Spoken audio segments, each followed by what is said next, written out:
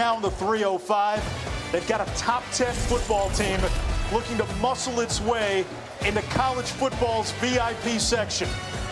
Cam Ward is their quarterback. He leads the nation in touchdown passes, second in passing yards, and maybe he can join the most exclusive club in college football. Andre Ware is a member. You're in the Heisman section. Are you saving a seat? Hey, I got a seat for him right here.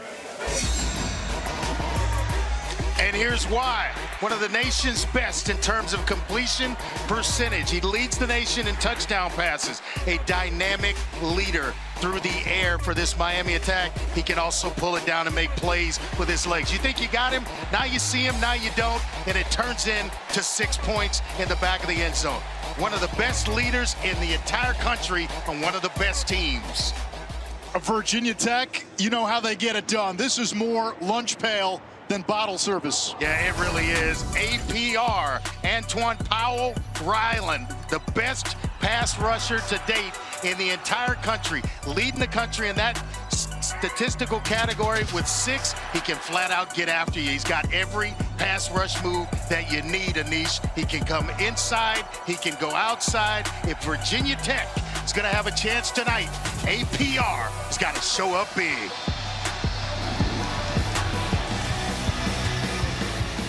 We are back with the opening kickoff of the 41st meeting all time between Miami and Virginia Tech. It's Friday night in South Florida.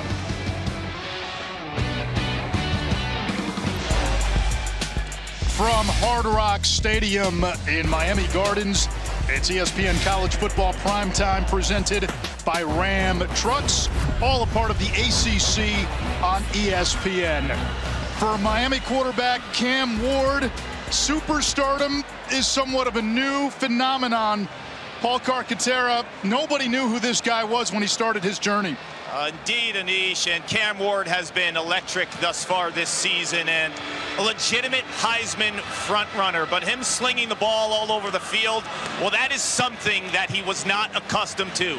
Cam grew up in West Columbia, Texas, and ran the wing T offense in high school. He told me he threw the ball only 10 times a game.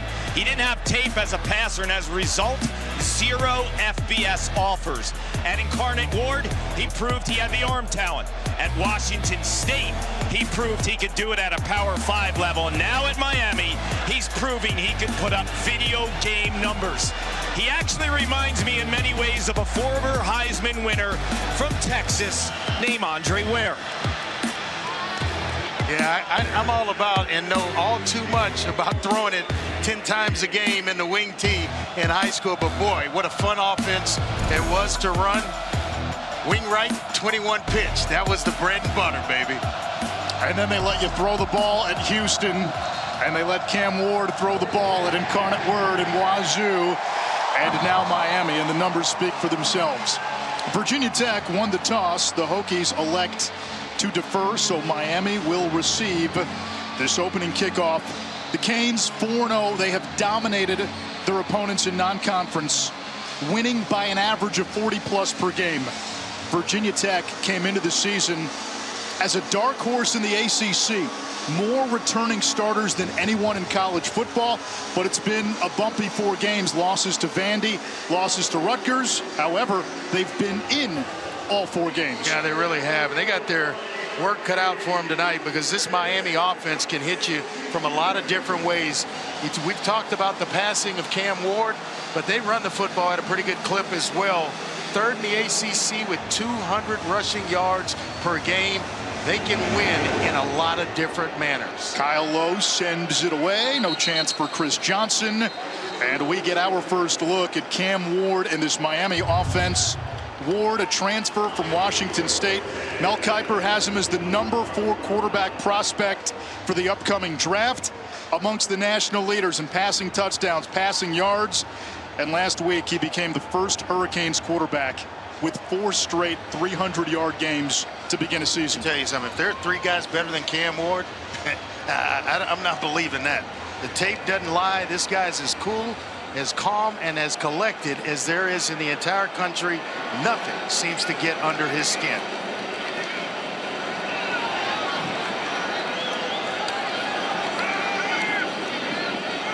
He finds his running back. Damian Martinez can't hang on. As we take a look at tonight's impact players built by the Home Depot. Yeah, Xavier Restrepo, the wide receiver, he is the go-to target for Cam Ward and the guy that can make plays down the field.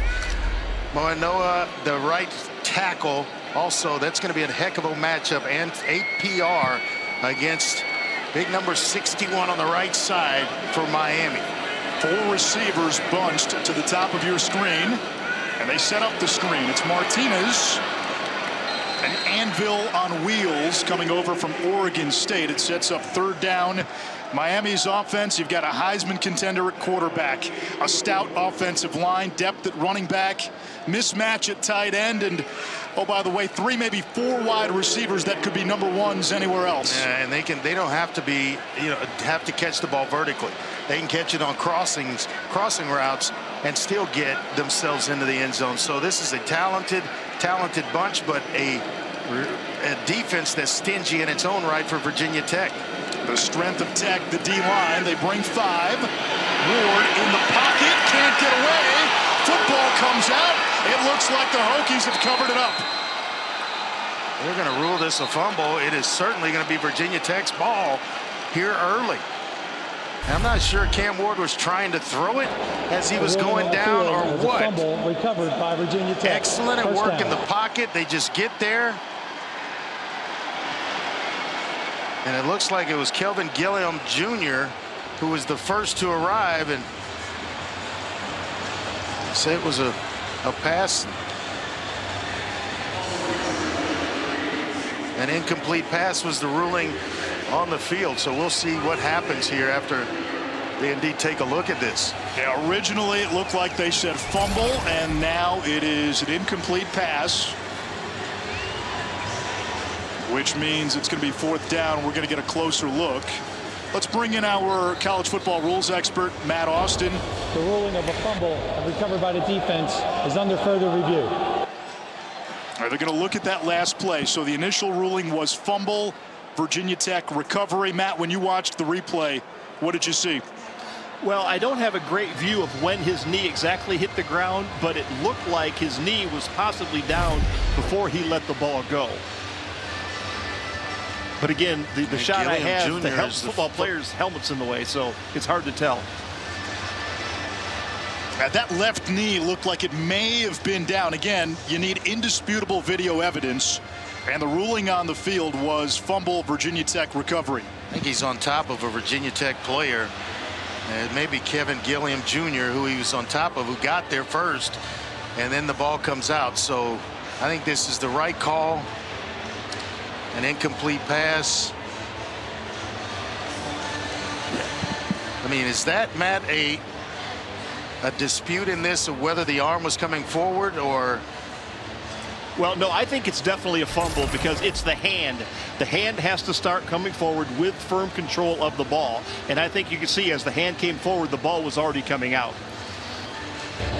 Okay. After further review, the ruling on the field stands. 1st down, Virginia Tech. Yeah, not enough to overturn the call, and you hear the verbiage stands, not confirmed, so you default to the call on the field. And Virginia Tech has the football in plus territory. And Andre, for a team that has struggled to start fast, this is a golden opportunity on the road. Yeah, it really is. And you got ideal field position in which to start this drive for Virginia Tech. This is a possession they didn't have factored in. And so it's a bonus possession here in the first quarter. Now you got to put points on the board while you're on the road. You want to be if you're the road team, the first on the scoreboard. A toss play, Bashaw Tootin coming off 3 straight 100-yard games, and he is dumped out of bounds by Deani Hill, who plays that hybrid position.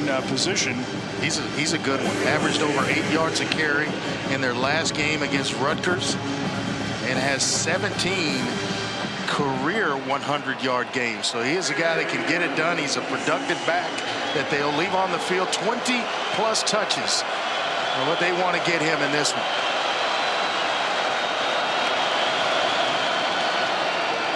Kyron Drones finding his running back in the flat, And 2 plays, 2 touches, only a yard there. It's 3rd down, and there's a theme in the building today. A couple of Houston area quarterbacks on the field and one in the booth. A guy that played at a pretty good program in the Houston area, Shadow Creek, when he started his career at Baylor, made his way to Virginia Tech to Blacksburg, and all he's got to do is clean up some passing stuff. 48% in their last game against Rutgers. He cleans that up. Who knows where Virginia Tech would be right now. They're going to have to, he's going to certainly have to do that if you pass the ball better if they're going to win tonight. Pressure coming. He gets away from Alston. Drones downfield, wide open. Benji Gosnell, and Virginia Tech capitalizes off the turnover. And he gave the Miami sideline a little bit of what we see Cam Ward give visiting sidelines every once in a while, or opposing teams. Just kind of stared him down with his hands on his hips a little bit, but does a nice job in the pocket, making guys miss, and then the eyes down the field, finding his big tight end wide open. Drones and Cam Ward trained together in the offseason. They're related, cousins on their mother's side. And there is a very friendly rivalry between those two. Is that where he got the hands on the hips kind of thing? Nice job by Drones, finding, escaping pressure, finding his tight end in the back of the end zone. Virginia Tech scores early. They're up 7-0.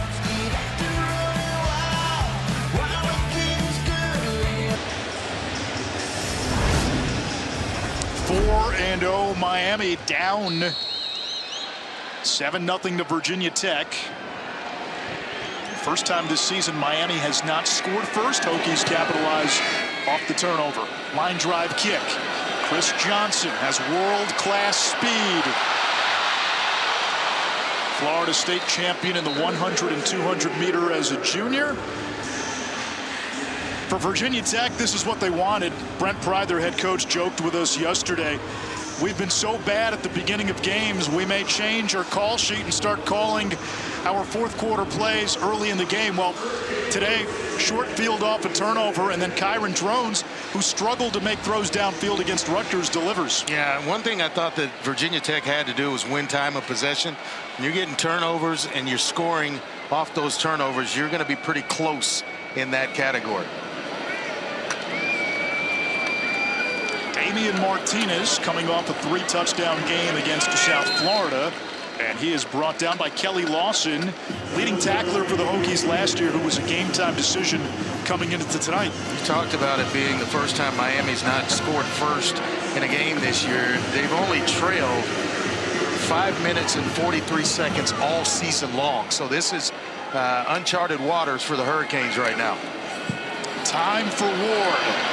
APR chasing him from the backside. He gets away from Gilliam. And Ward, the ability to improvise, getting out of bounds close to the marker.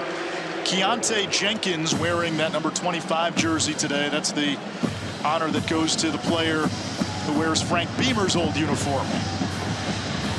What an honor that is. Heck of a football coach he was, and for a very, very long period of time, basically built the Virginia Tech program. I remember watching them on a lot of Thursday nights where they were doing their thing, the only show on at that point in time. A different special teams player wears the number 25 each week. Special teams a hallmark of Beamer's teams. Timeout, Miami. And a Their timeout. first timeout of the half. By Miami here on 3rd down and 1. 30-second timeout. Correction. Will step aside, Mario Cristobal's team, to talk it over. ESPN's Primetime College Football is presented by Ram Trucks, built to serve, and in part by Chick-fil-A. It's the little things that make game day worth celebrating. The great Bruce Smith, one of only 2 players in Virginia Tech history with multiple 4-sack games. The other, their current starting edge rusher, Antoine Powell Ryland, who had it against Old Dominion for the second time in his career just a few weeks ago. 4 sacks, 2 forced fumbles, and a fumble recovery in the game against the Monarchs. Not bad playing against the run either. Give you a comparison here and see if you agree with me after this play. It's 3rd down and 1. Orton the motion man. Miami keeps it on the ground. It'll be short. Damian Martinez. This will depend on the spot.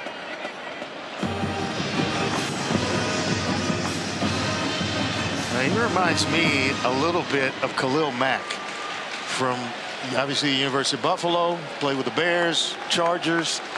He is a solid pass rusher. Both wear number 52. Yeah. I mean, he can flat out get after you, both in terms of run defense and certainly getting after the quarterback, which is why he leads the nation with 6 sacks. Martinez picks up enough for the 1st down. Arroyo, the tight end, in motion. Ward throws downfield for his big tight end, shovels and hangs on. Elijah Arroyo takes it inside the Tech 20.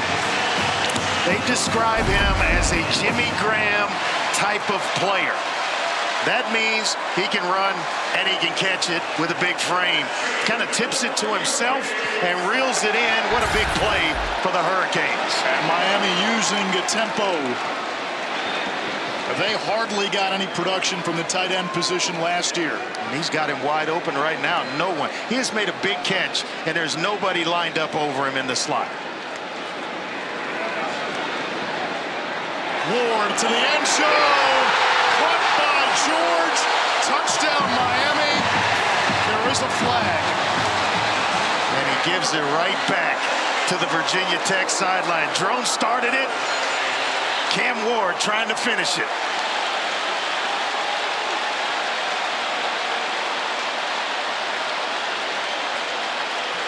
See what this flag is about, Anish.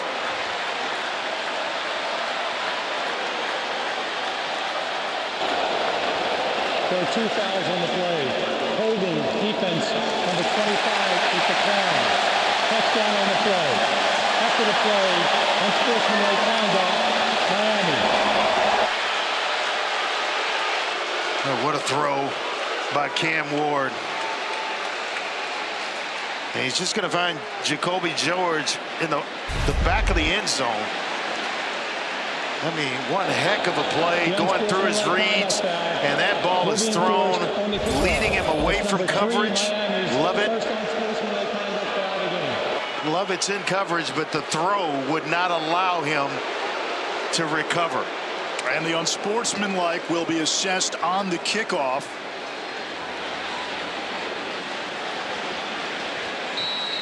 A swinging gait here. Ran a little bit of that in high school as well. Swinging gate. It's been a long time since I've seen that one.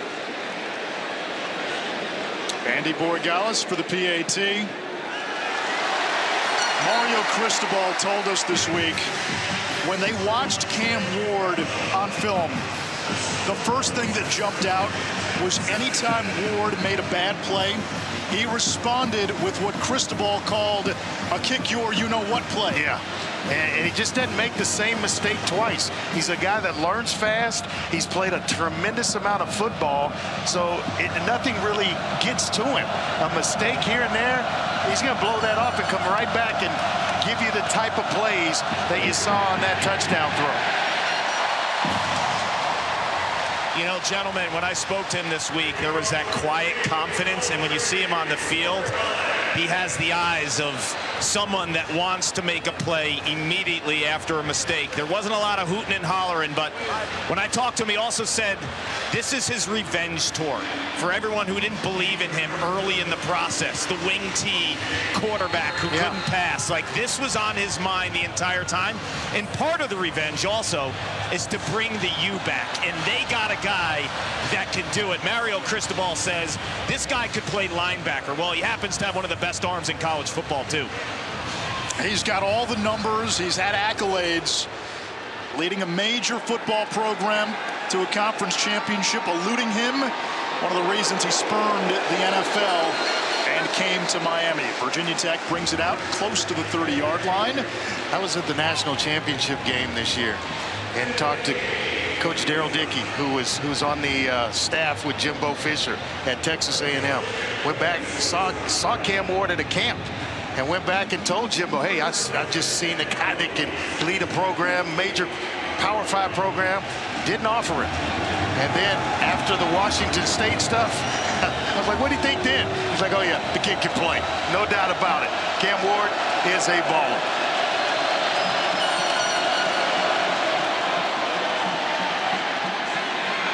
There's that slow mesh. Benji Gosnell, the tight end. Nice move. At the Virginia Tech touchdown earlier.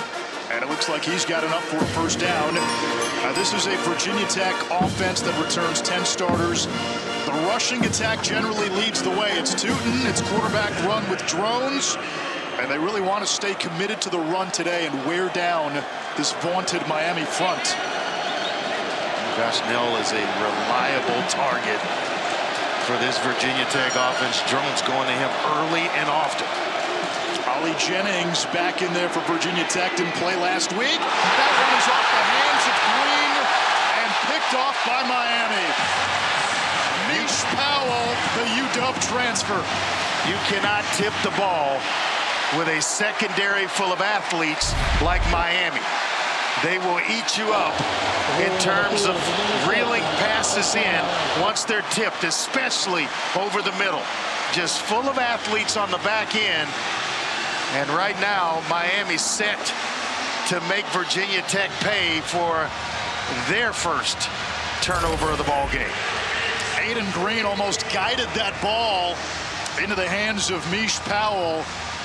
And they talked about Mish Powell as somebody who brought energy and leadership to the defense the same way Cam Ward did to the offense. All these guys out of the state of Washington, right? Transferring in here to Miami, and they are big-time factors in this year's football team. Pressure coming. Ward evading, throws back across the middle, incomplete.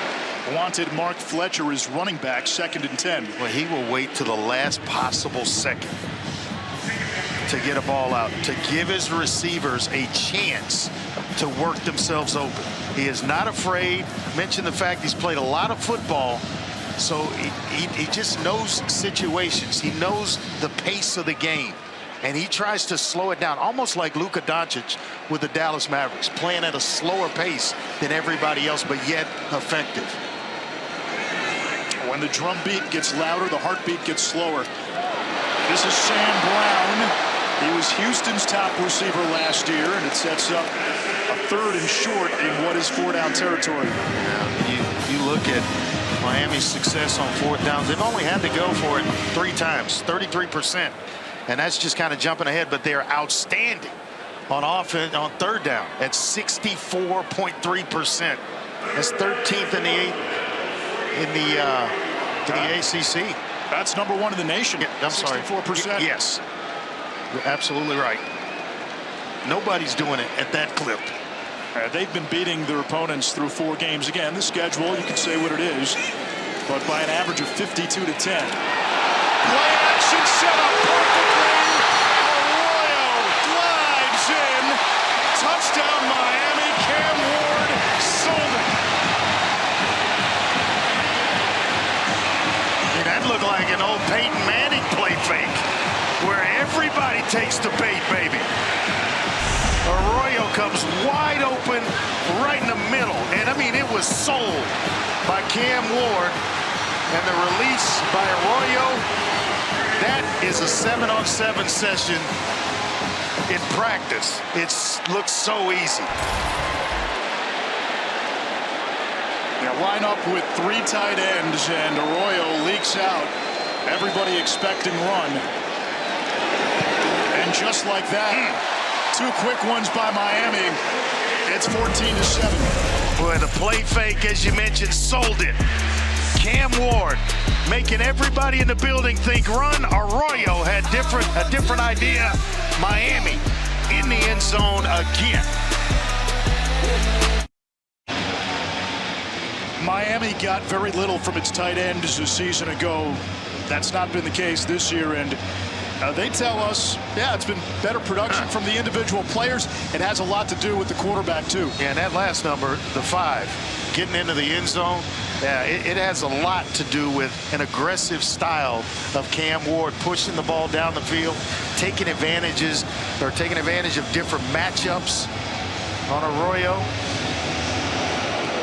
Arroyo has just had some trouble staying healthy in his career, but they view him He's a talent as one of the great ones. Graham, Olsen, Winslow, Shockey, Franks. There have been quite a few. You'll see some talent on Saturday when number 2 Georgia and number 4 Alabama NFL talent meet in Tuscaloosa. Did you see who the game day guest picker is? I did. It's Miss Terry. Oh, wow, really? Yes. It's fitting for Tuscaloosa. Absolutely. That'll be fun to watch. 7:30 Eastern on ABC and the app. Miss Terry being the better half of Nick Saban. Fake toss, drones up the gut, gashes the defense for close to 10. It's going to be right at the first down marker. I think they're going to move it and give Kyron Drones the first down. Now just continue to play on schedule. They cannot afford negative yardage plays that take Virginia Tech behind the down and distance marker. The ball was on the 25. Doesn't have to be on the 35 for that to be a first down, and now we get a flag. We got a quick start by Moten, Ahmad Moten, who's in the ball game. And now he's not in the ball game. Offside, number 99 defense. 5-yard penalty, first down. Yeah, he was in for Barrow, who I really like as a player. And when that offsides penalty occurred, coaches got Moten out of the game. Yeah, that's clearly on him. And Barrow Jr. is right back in there, number 10. Transfer out of Michigan State. I love this kid on film. He is strong at the point of attack. You feel him after you're across the line of scrimmage from him. Tugboat Tootin. Kangaroos across the 40. Second and about 2. Nice job by Ricard Richard coming up from his secondary spot. Transfer from Vanderbilt. We talked a lot about Vanderbilt tonight after taking down Virginia Tech in that opener 34-27. Commodores are off to a good start. Clark Lee's got that program playing much better this year. Almost had the upset against Vandy. Tootin again. And he appears to have enough to move the chains. It's exactly what this Virginia Tech offense has to do. Stay on schedule is what they told us. Establish the run, which means you're establishing the line of scrimmage, wear them down up front, and then win time of possession. Well, they didn't give him the first, so third down and short. Miami crowding the box. Drones, the quarterback sneak, and that will be enough. And you know I like that, right? Out of the shotgun, not being in under the center, where you can get some push and you're not allowing for penetration. Love that play call. Terrific article on ESPN.com this morning by Andrea Adelson on the relationship between Drones and Cam Ward. Those two have become very close, and Drones has said, I had this game circled on my calendar for some time. Here comes the blitz. Powell forces Drones to flush it. Safety blitz. And I thought Felton was going to work his way back. He worked to the middle of the field away from Drones, so there's no way you're going to throw it up over the middle, scrambling to your right. That's just asking for trouble. And he does the smart thing to come back on second down. Throw it away, come back on second down.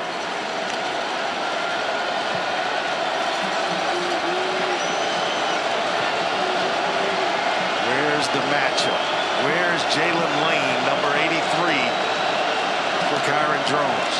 He is lined up in the slot top of your screen. It is a run. And there is Tootin close to midfield. Kark? You guys were talking about Brent Pry earlier and Vanderbilt. That was week 1, and I talked to him on the field before the game. He said it was so hot and humid down in Nashville week 1. Prepared his team for today because the real feel is around 100 degrees here in Miami. For a guy from the Northeast like me, brutal. I know Andre Ware living in Houston, no big deal, but for me, yeah, it's real. It feels great.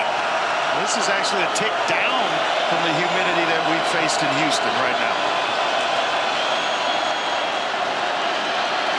Drones wants lane, incomplete. You saw Jadis Richard trailing him pre-snap and through the play, but there is a flag and maybe some contact here. Pass interference, defense, number 25. That penalty result in automatic first down. It's Richard working against Jalen Lane, and it's going to give Virginia Tech an automatic first down. And keep this drive going, which is exactly what Virginia Tech needs. And you see there 25 working against 83. Absolutely pass interference. No need to argue on that one, Anish. Hokies back into Canes territory. Malachi Thomas in at running back. Aiden Green in motion. Green catches the screen. Dangerous pass. Stiff arm down the sideline. Aiden Green slips all the way across the 30 of Miami.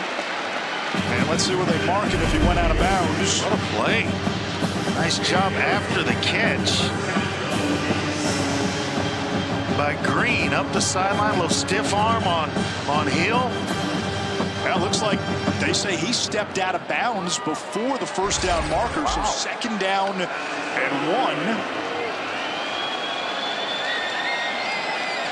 1. Be surprised if Mr. Drones doesn't keep this one.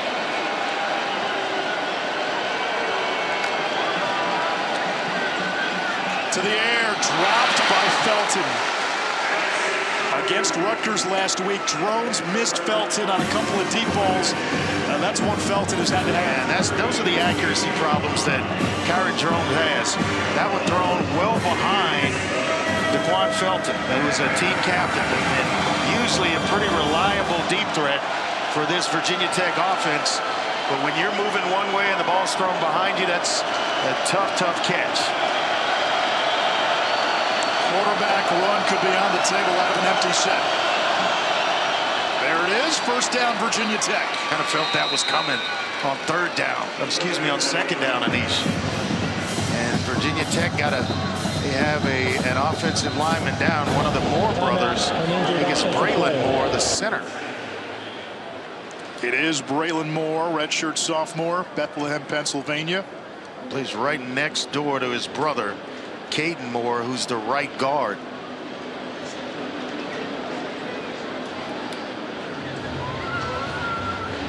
Just keep an eye on the middle of the screen. Number 61 kind of gets rolled up. Yeah, one of the defenders for Miami, I think it may have been Tyler Barron, who rolled into his knee.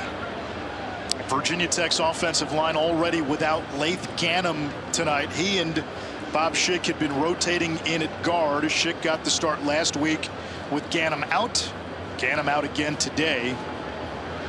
ESPN Plus has some great featured games on Saturday. Syracuse has a sellout crowd at the JMA Wireless Dome for Holy Cross. Then at 3:30, TCU and Kansas at Arrowhead Stadium. Kansas playing its Big 12 home games at Arrowhead, while their home stadium gets completely rebuilt and redecorated in Lawrence. They're working Caden Moore at center, so he has taken some snaps with Kyron Drones. Not sure who's going to be the right guard. Maybe Brody Meadows, who's warming up along the sideline as well. Redshirt sophomore from Bloomfield, Virginia. Bluefield, Virginia.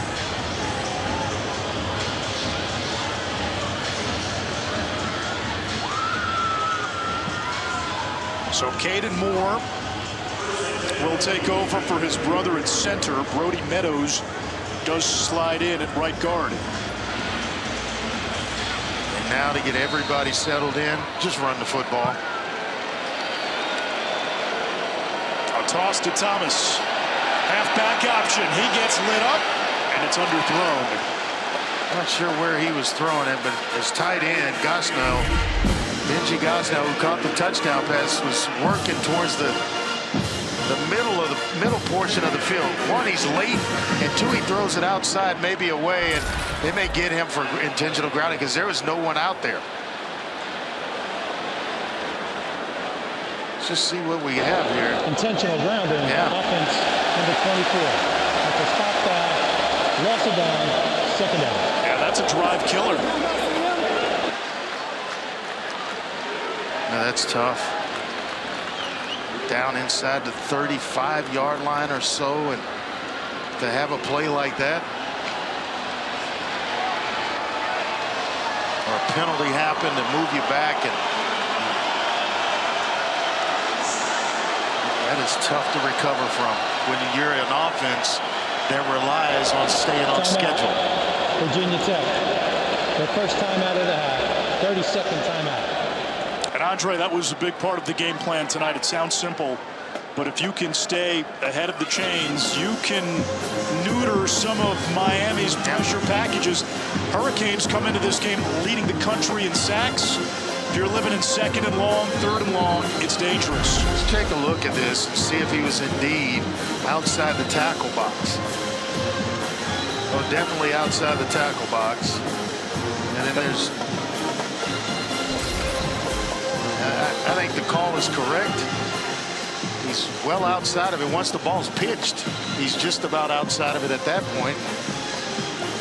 Let's bring in Matt Austin. Matt, what did you see? Yeah, well, here's why it's intentional grounding. The quarterback gave the possession of the ball up to another player. The player who receives the snap is the only person who has protection from grounding the ball. So yes, this was outside the tackle box, but that's not the original quarterback or the person who received the snap who threw it away. So that is indeed a foul.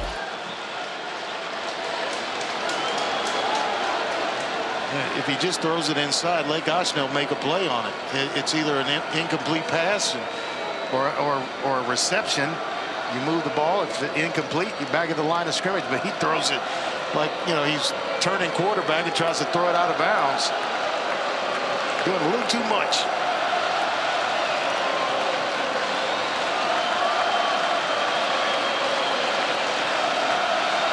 Second and 19. Both teams have 2 timeouts. 4:11 to go. Opening quarter. Both teams have a touchdown off of a turnover. Lane, the motion man. Screen pass to Tootin, and he is upended. Lost a couple more on the play. It's third down. O.J. Frederick, the 3-star freshman who's turned into a find. Yeah, I mean, they go find players on ability, not based on stars. And this kid is going to be a star at some point here. Just a true freshman, got a lot of length and plays with a lot of passion.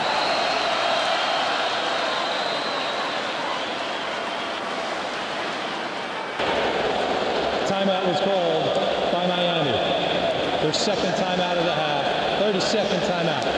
Frederico from one of those programs that you just keep hearing a lot about. You talk about St. Thomas Aquinas, there have been some pretty good football players to come out of that high school. Tyler Barron, the Tennessee transfer, who has been a one-man tempest this season, is down for Miami. Kane still without Ruben Bain, the ACC Defensive Rookie of the Year. When they feel that humidity that Kark was talking about, it's like cramps for Barron. Physically imposing player. He's one of those guys that you want to see get off the bus first. You know, that's how this team was built, from the inside out. Offensive line, defensive lines. Now watch what happens here. Now Barron goes down as Miami's trying to sub off Messidor.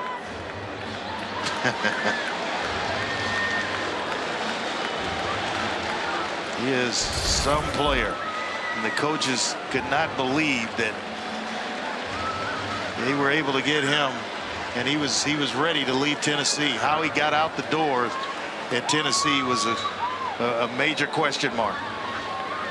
Now Barron is limping off the field. Aerial coverage provided by Goodyear, celebrating the challenge of road games everywhere. Are you ready for the road? Goodyear, more driven. Right now, it's just not make a mistake. If you're going to throw it, there's got to be a shallow cross where a guy turns up and runs and makes a challenge for the first down, but you don't want to turn it over right here if you're Virginia Tech. Three-man rush with a spy. Drones over the middle. Underthrown. Incomplete. Darryl Porter made a play on the ball for Miami, and it's fourth down. He almost just waited just long enough to get that thing picked off. Surveying, and he's leading too much, leading the intended receiver a little bit too much. 35.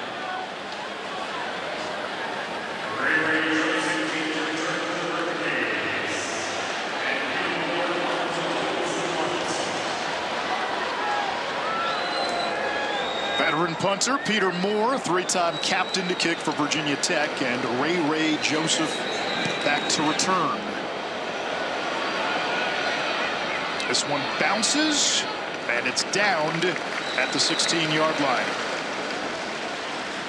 We mentioned the relationship between these two quarterbacks, Drones and Ward. They, along with Shedeur Sanders, trained during the offseason. They're very close. There's a lot of, I guess you could say in quotes, friendly banter between the group.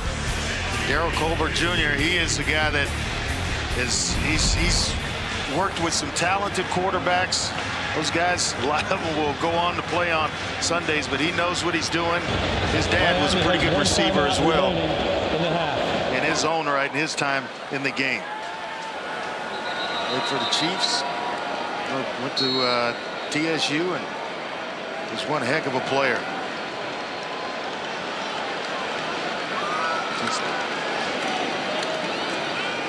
Damian Martinez, one cut and a gain of a couple. Was he alone to bring down?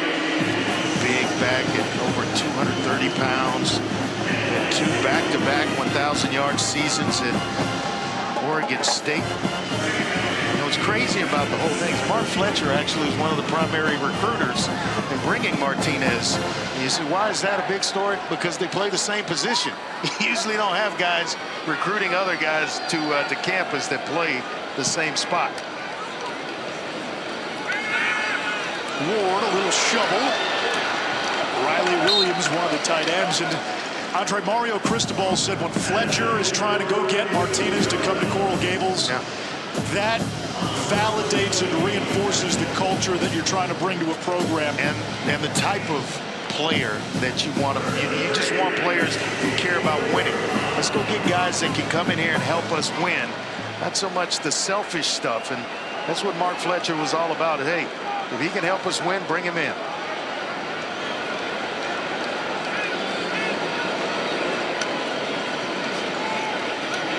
Ward steps up and runs for the first, brought down from behind. Tackle made by Caleb Woodson, who had 10 tackles against Rutgers last week. Just so poised. Plays the game at his pace and can, you know, he can hit another gear when he wants to and separate, but he just kind of, it just looks like he's doing what he wants to do whenever he wants to do it right now.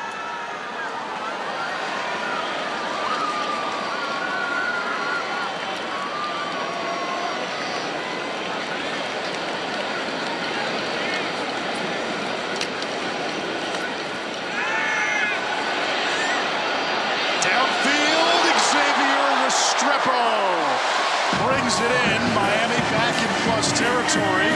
First catch for Restrepo, who's got a chance to go down as the most prolific wideout in program history. I don't know if Dorian Strong could have been in better position.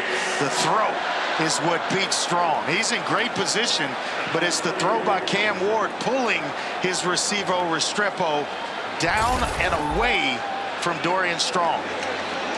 Virginia Tech loves its two corners. They feel Strong and Mansour Delane are both pros. Again off play action. Back shoulder Jacoby George was out of bounds. He just kind of didn't know where he was along the sideline, and George kind of regretting that one. Let's go back and take a look at that last play by Restrepo. Who's helping him up there? Michael Irvin. He's a guy that can appreciate a tough catch, right? I think he's not a big-time part of this U program. Absolutely. Yeah, that was when Miami was in the heyday of the U. Fletcher machetes his way to the 35. They can come at you a ton of different ways. Restrepo, Arroyo, Sam Brown have all caught passes. And then here comes Martinez and Fletcher in the running game. Behind a talented offensive line who Mario Cristobal told us this is the strength of the offense. A lot of people think it's Camp. He's one of them. But the offensive line, they're clicking on all cylinders right now. And they're still without their NFL caliber left tackle, Jalen Rivers.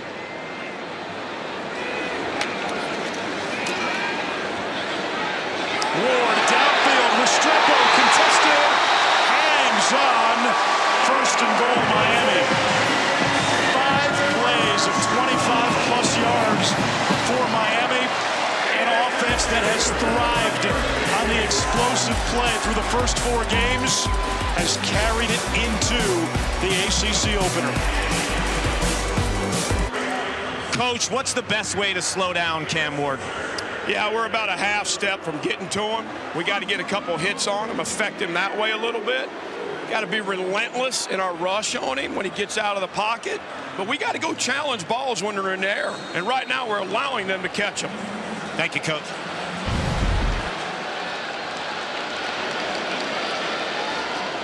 First and goal, Miami to begin the second quarter. Mark Fletcher steamrolls to the 5-yard line, second down and goal. This is where the leadership of a guy like Cam Ward is on full display. When you get him inside the red zone, they have been ridiculous this year. It's 92%, 16 touchdowns, 6 field goals. This is where all that veteran leadership, all the playing time starts to come to the forefront, because he knows how to take care of the ball, but he also knows how to distribute it and find guys that are open. Out of a 2 tight end set, back to the ground. It'll bring up a 3rd down and goal. Run behind Inez Cooper, the right guard, who is just huge. 6'6", 350 pounds. He's lost over 100 pounds. At one point was 450, but he's nimble, big. You see, he's in shape, and they think that he's an NFL talent. I'm going to tell you something. Mario Cristobal says a guy on the offensive line is an NFL talent. I believe it, because he's coached some really good ones onto the NFL. Both tight ends now go wide to the right. Changing the play here.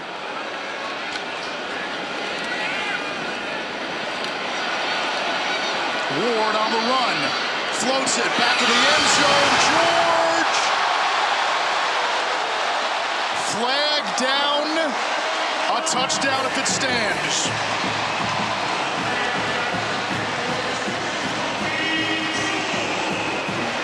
What a throw. The touch to George, which if it stands is his second, but it won't. Number 7, 10-yard penalty, 3rd down. Raquel Bell, the left tackle, who came in January from Holmes Community College in Mississippi, is the guilty Miami Hurricane. He's done a nice job for them, starting in place of Rivers' 4th consecutive start at left tackle. You can find number 70 right there. See if he indeed does hold. Oh, that's touchy.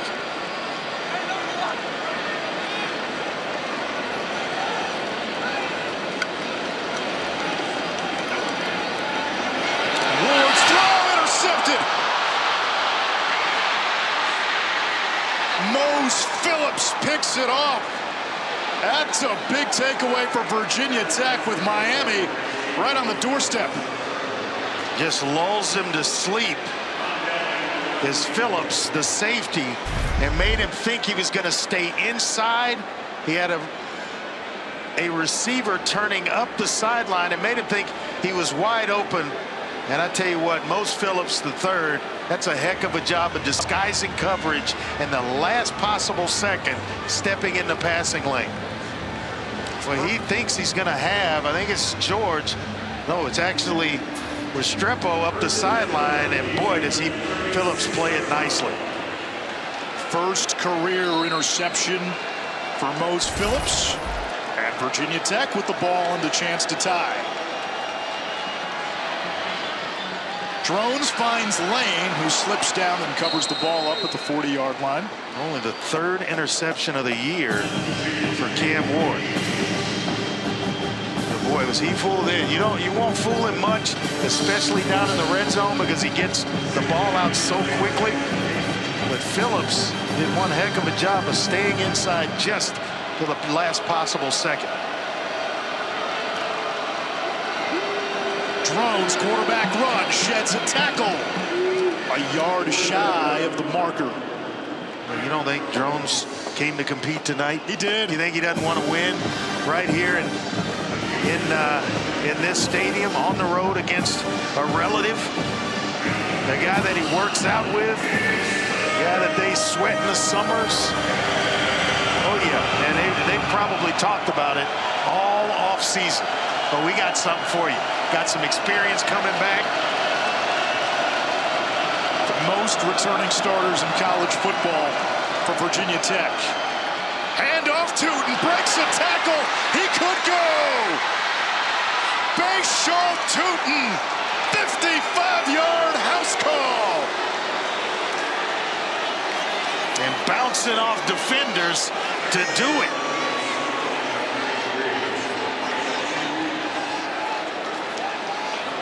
What a heck of a job by Tootin to get himself free. A nice job up front by the offensive line, Chapman and Stick. And I mean, it's just then a foot race. Mario Noah, the linebacker who came in on the tackle, broke that tackle, and boy, we are an extra point from being tied up. Tootin has been a touchdown machine. That's his 9th of the season, 44th of his career. It's Most Phillips III with the interception, kind of baiting Cam Ward, and then they turn it over to their playmaker, Tootin, who breaks the tackle and houses 155 yards. 14-14, it's all tied. Aerial coverage provided by Goodyear, road tested and game ready. Are you ready for the road? Goodyear, more driven. 14-point swing. Miami on the verge of punching it in. Instead, an interception. And then a 55-yard touchdown run by Bayshaw Tootin. And we've got a brand new ball game. And the history between these two teams runs back. A lot of memorable games. You go back to their days in the Big East. Even though Miami's won 4 of the last 5 and 7 of the last 10. 03, Miami beats Virginia Tech, battle of top 3 teams in the Orange Bowl. 2000. In 03, Virginia Tech ended Miami's 39-game regular season win streak. 04, first year in the ACC for both. Virginia Tech beats Miami in the regular season finale to secure a spot in a BCS bowl game. And then 2017, the last time these two met, when both were ranked teams. Cam Ward usually follows up a bad play with a good one. So let's see what he has here for us. Swing pass out of the backfield. And Martinez hammerheads his way for a gain of about 9. 2nd and 1, the playbook is open. Came back, first mistake of the game, the turnover, and he hit Jacoby George for a touchdown pass at the end of that next drive. So he's off to a pretty good start here with a 9-yard completion to Damian Martinez.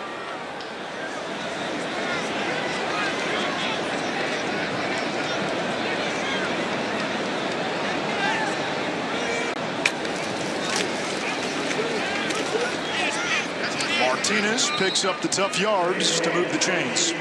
That's what we talked about earlier, their ability to kind of hit you in both directions through the pass and the running game. We've seen Fletcher come in the game. Martinez is their bruiser. He's the starter, but they can also open it up with an explosive passing game here. Down the middle, too high for Restrepo. Virginia Tech bringing some pressure that time. Caleb Spencer. You think he doesn't have confidence in his arm? I mean, that one with guys barreling down in his face, and he's also got a lot of confidence in the receivers on the other end of these the other end of his passes. A guy like Restrepo, who's caught a touchdown pass and has made a couple of big catches in this game. Shannon Dawson, his OC, telling us Ward's confidence has been contagious. Stand corrected. Arroyo caught the touchdown, as not Restrepo. Martinez, and it'll bring up third down. And this is where, if you're Virginia Tech, you want all 11 defenders dialed in, is what Brent Pry told us, and getting off the field on third down. Third and long, you've created it.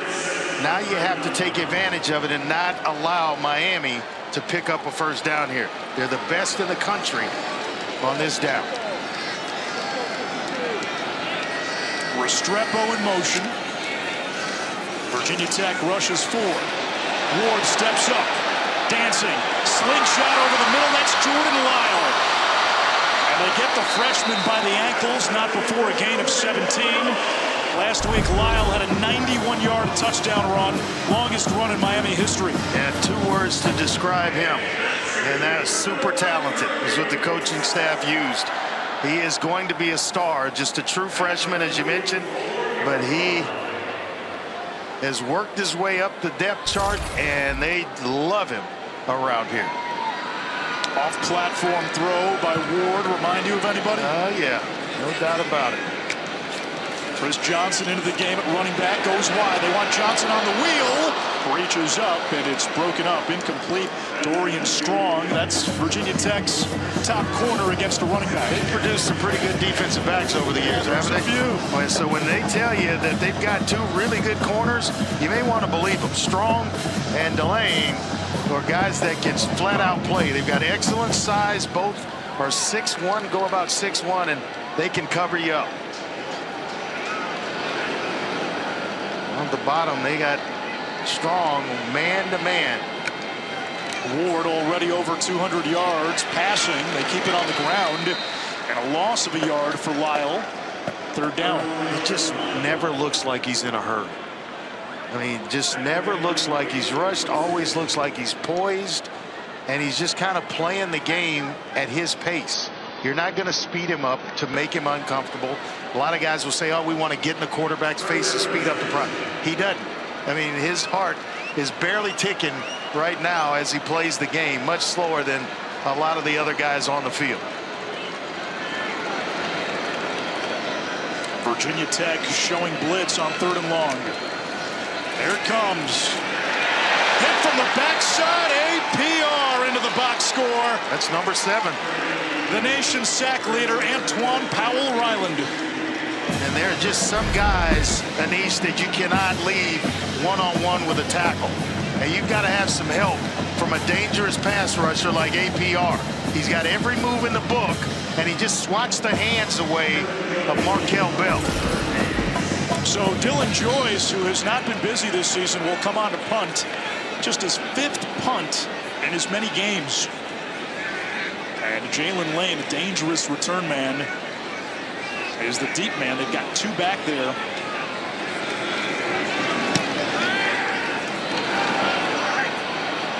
They kick it away from Lane. And that is Turner Bradshaw. Takes it out across the 30. Virginia Tech ball on the other side. Hokies with a chance to retake the lead. The new 12-team college football playoff begins December 20th on ESPN. The Friday night spotlight is on the Virginia Tech football program's brotherly love. The program has had 35 sets of brothers over the years, with some very notable ones like the Fullers and the Edmonds. This year, the Hokies have 3 sets of brothers, including the Gosnells, Stephen and Benji, who happen to be 2 of 13 children their parents, Tommy and Judy, had. Benji, who is the second youngest, told me coming from that size of a family taught him to be selfless, to share everything, and there's never room for what's best for you. It's always about the needs for everyone else. Judy, his mom, at one point in time homeschooled all 13 children. Do you imagine that? I'm doing the Irish jig when the bus comes for my kids. Carr, can you imagine Thanksgiving dinner as Lane finds a tunnel all the way to midfield? Tell you what, you're talking about the Gosnells, and they're one's a tight end, one's obviously a wide receiver. We talked about Braylon and Caden Moore, 2 offensive linemen that play right next to one another.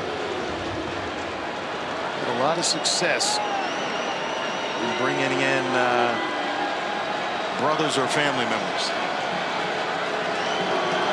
Benji Gosnell has a touchdown.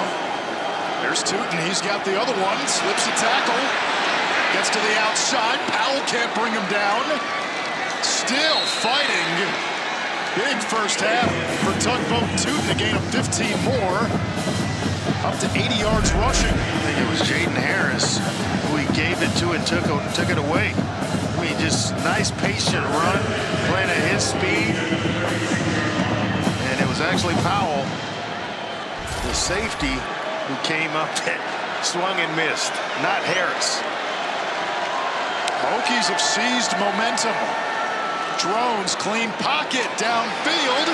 There's Stephen Gosnell taken down inside the 20-yard line. Mish Powell the stop. Virginia Tech in the red zone. A nice job by Drones of just hanging in the pocket. Things are collapsing right at his feet, and he stands tall and delivers a nice ball to Gosnell. This is impressive by this Virginia Tech offense. Taking advantage of possessions and moving the football with consistency.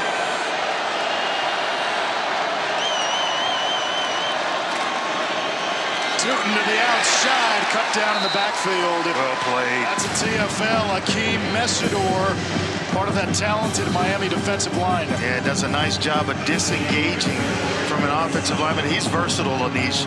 You can line him up at defensive end. You can play him at defensive tackle. The guy is strong, from Ottawa, Ontario. I love that region of the world. Spent a little time in Ottawa. Had a few good meals in Ottawa. The reverse. Lane turns the corner. Turns on the Jets. Touchdown, Virginia Tech.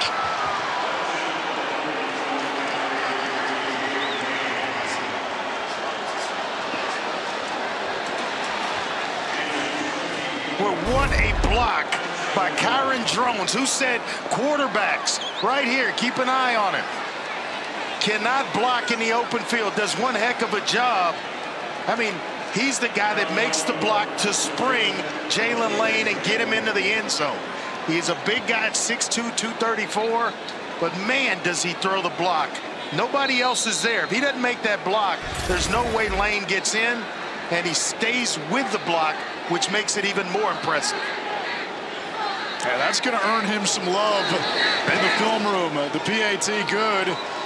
They wanted to get the ball in space to Jalen Lane. They did just that.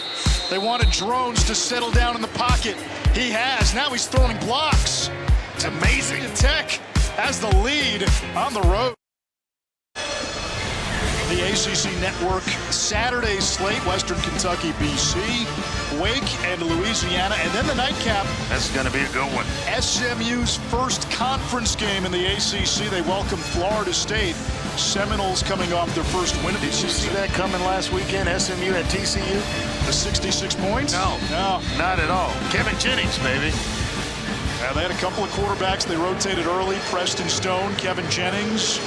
They have settled on Jennings, and he went off against TCU. Andre, Miami's been so good offensively, so good defensively through these first 4 games. They mauled Florida week 1. They beat a South Florida team that I think people are going to take notice of once they start making hay in their conference. That's a pretty good USF team. The run game, though, if you're going to nitpick, has not been as complimentary to the pass game. And we are nitpicking when you go for 200 yards a game. But tonight, it's just been an area where Virginia Tech has chosen to anchor itself down and stop the run. And, well, you say, well, you're going to stop the run and force Cam Ward to pass it? Yeah, but now you've got the nation's best pass rusher teeing off, coming after it. Now the blitz. Ward takes a shot for George. Covered well by Mansour Delane. They haven't had to have a run game to date.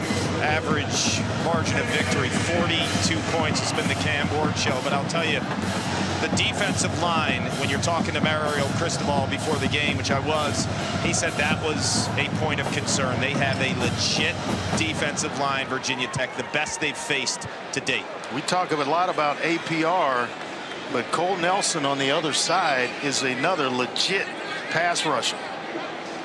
Hokies feel the D-line is the strength of their defense. Ward in trouble. Gets rid of it. Restrepo in an ambush. And a huge loss inside the 15-yard line. Well, he thought about just throwing it at the feet of Restrepo, and he probably should have, because now it's 3rd and forever, and you could have come back, and it's right around 3rd and some change, 3rd and 10 or so. But a nice job by Virginia Tech of just not really going for the fakes of Cam Ward, where they were positioned perfectly to make a play. They pressured as if they knew it was a screen. Exactly right. Now it's just don't give up the first down or commit a penalty. This might be a free play. It is. Burgos jumped. Ward rolling out. APR chasing him. It's a throwaway, but it tacks on 5 yards for Miami. And he knew that he had a free play, but didn't want to hang anybody out to dry over the middle. And as he's kind of rolling to his right, you're running out of places to go with the football quickly. Offside, defense, number 2. 5-yard penalty, replay 2nd down. And you got to give credit to Virginia Tech, where they didn't stop playing, kept pursuing, where Cam Ward couldn't set his feet and just knife one back to someone over the middle, because he knew he had a free play. So keep him moving and then force the throwaway. Strong moves to the slot where he's matched up on Restrepo.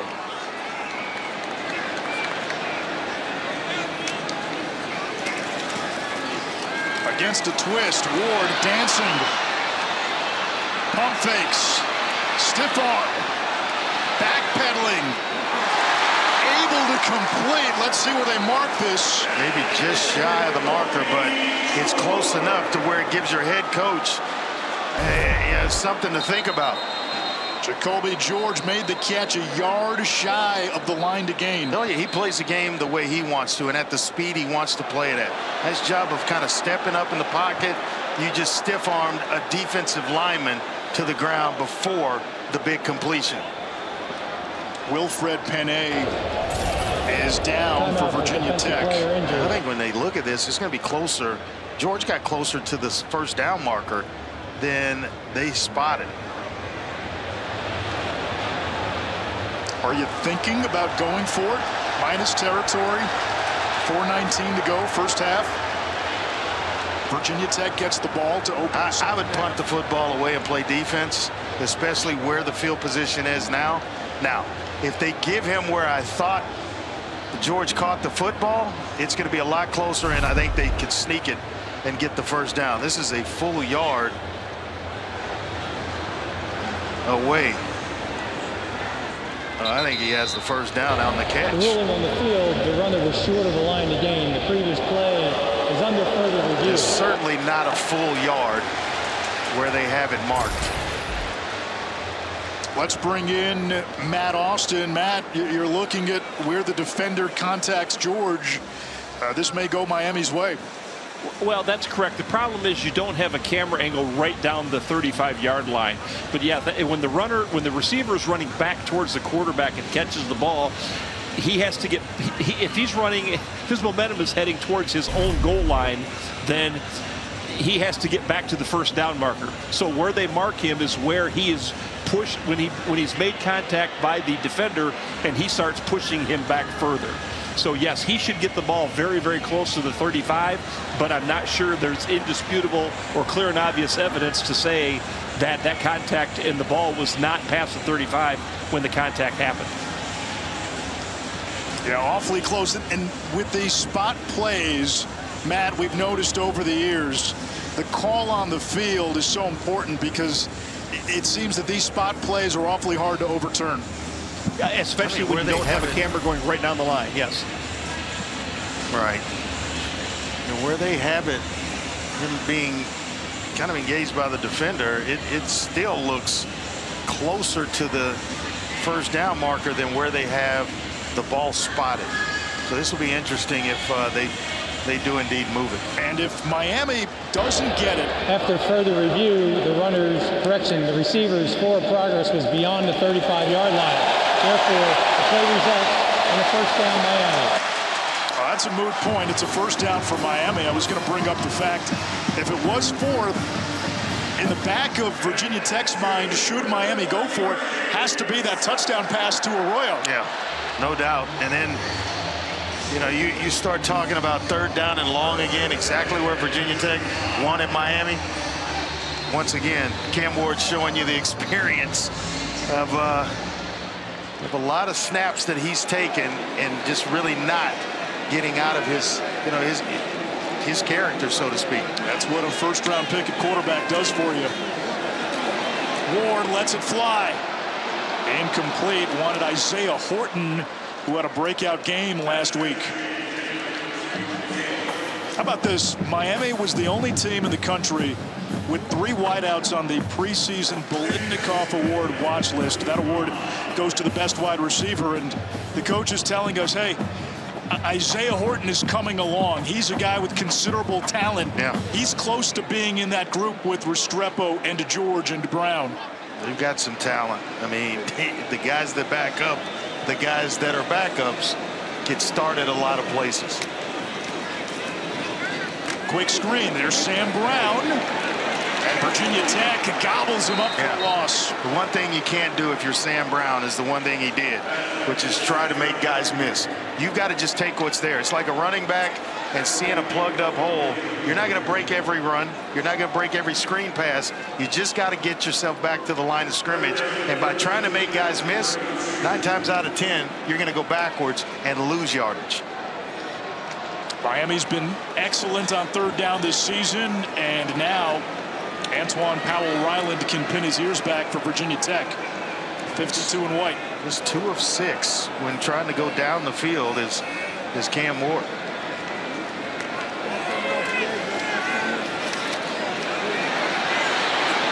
Ward in trouble, finally met by Powell-Ryland, who was like a poker player playing the long game. He waited and waited and waited almost as a spy, and then finished off Ward for the sack. And Caleb Woodson is in there to help out as well, number 20. But they're coming from basically anywhere, and they are flying and sacrificing their bodies. Powell right up the middle. You get Woodson that gets there along with APR. Man, impressive on defense is Virginia Tech. Fair catch called for and made by Lane. Kick off your NFL Sunday at 10 a.m. Eastern with the Countdown crew. All the early breaking stories, injury updates, and previews of each game right up to kickoff. In these parts, they're wondering if Tyler Huntley's going to play quarterback for the Miami Dolphins on Monday night. Just so unfortunate for that team, and Tua being out. Just hope he's okay. He's playing so well, and so, you know, the Dolphins overall playing well. But you can't make it move if you don't have a quarterback, no matter how good you are. It's the skill position spots. 2 timeouts left for Virginia Tech. Tootin Makes that first guy miss yet again and turns that into positive yards. Anish, Braylon Moore has still not returned. Trainers were working on his right knee area. They wrapped it up, but this really affects two spots on the offensive line because brother Caden, who's the right guard, moves over to center. So I'll update you on his status, but right now, still no return. And Brody Meadows moved from the bench to right guard. Tech scores here. They get the ball to begin the third quarter. They felt this team was close. This is the 2-minute timeout. Please reset game clock to 2 minutes. Thank you. 2-minute timeout here at Hard Rock Stadium. Brent Pry's team with a 7-point lead on number 7 Miami. I'm Matt Berry. Coming up at the half, how the Hokies are hanging in tonight. What a performance against Miami, plus the quarterback battle down in Tuscaloosa between Georgia and Alabama. And we are mulling it over. Is Clemson back? That's for Dan Mullen to decide. Plus, Joey Galloway joins me coming up at the half. All right, Matt, the Hokies are doing more than hanging in. They've got a 7-point lead. Drones and the run game have been in command. That one thrown away. It's third down. And now if you're Miami and Mario Cristobal, Andre, you still have one timeout. You know, Virginia Tech gets the ball first. You get a stop. You give Cam Ward one more chance to tie this game. Yeah, and I thought fully that Virginia Tech would run the football there to try to get themselves back on schedule to pick up this third down. This is uncharted waters. This is not where they want to be at third down and long, 3rd and 9. To advantage Miami right here. You got a boatload of pass rushers. You know they're trying to pick up the first down, so guys can pin their ears back and get after drones. They're gonna think about it. Timeout, Virginia Tech. Their second timeout of the half. 30-second timeout. Brent Pry, when we spoke to him, downplayed a little bit of the losses to Vanderbilt and Rutgers. He felt these first 4 games, he's seen a lot of self-inflicted wounds, special teams mishaps. They felt coming to South Florida that this was a team that was just a few plays away from being 4-0. Tonight, in the first half, we're seeing the version of Virginia Tech that a lot of us thought we would see from week 1. Creating stops, creating turnovers, and they're scoring off those turnovers. The 2 turnovers that they've been able to come up with, they put points, and not just points, but the big points on the scoreboard by way of touchdowns. So that has a lot to do with everything in terms of the success that Virginia Tech has had here in the first half.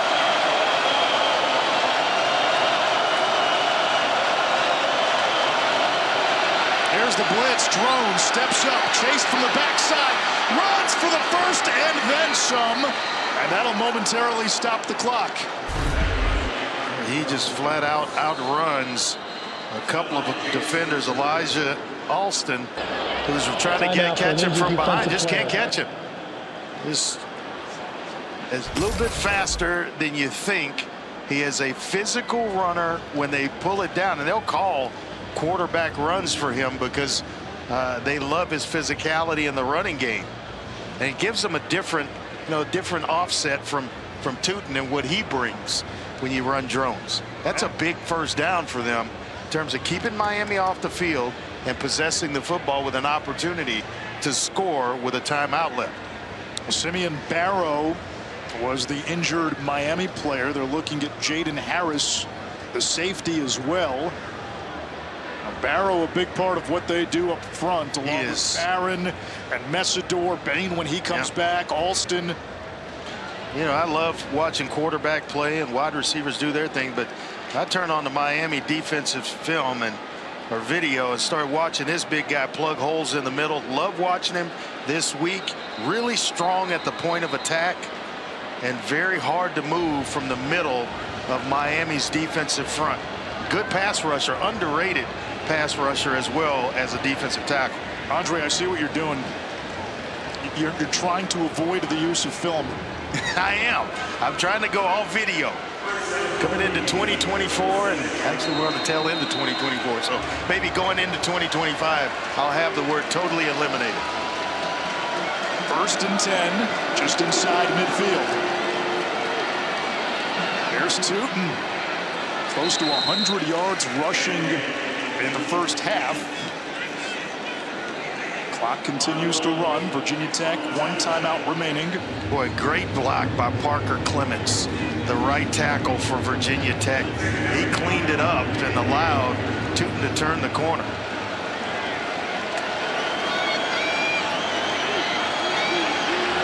Drones chased by Barron, throws on the run. Green gets out of bounds and picks up a first down at the 40, and they're about 5-6 yards now from a reasonable field goal attempt for John Love. Right, good protection, and you can see Drones going through his progressions, and then you got to become an athlete.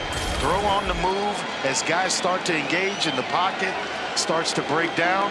Boy, I have been as impressed with him as any other game I've watched this year, the other 4 games that I've seen Kyron Drones play in.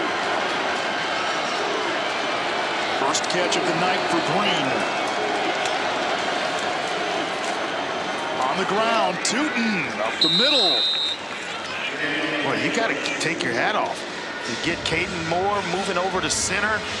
Brody Meadows stepping in at right guard. Reshuffled offensive line for Virginia Tech, yet they're still able to run the football and protect their quarterback.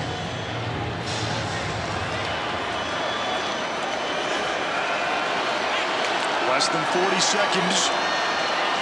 Drones downfield into coverage, broken up.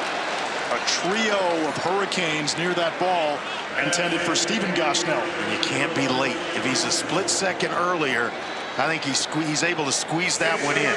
But when you're just a tad bit late, you see it, it's already too late. That ball should have been gone before the break, and if anything, should have been in the hands of St. Germain, the tight end. How aggressive is Virginia Tech here? I think they've got to get within field goal range. They said John Love is about 54 and in or so, and he toys around with 49-yarders. That's not what you want. Oh, sacked back at the 40-yard line. That was the last thing Virginia Tech wanted. It's a negative play. So if you do your math, they were in field goal range already. Just run the football. And you fall in love with that shotgun stuff, Anish. Sometimes it produces bad results. And it seemed Virginia Tech was playing it safe, and Miami read the play. It just allows, in my opinion, your back away from the line of scrimmage in certain downs and distances, especially there where if you just run the football for anything or get it back to the line of scrimmage, it's an easier field goal attempt. But when you get in the shotgun, you're allowing for penetration and nowhere to go. Guys are in their rush lanes. That's a lot of pressure on a quarterback. So the line of scrimmage is the 40. This will be about a 57, 58-yarder for John Love. It's going to be a 58-yarder. His long for the year. This year is 42 against Marshall. Career long 47. Only one attempt in his career of 50-plus, which he missed.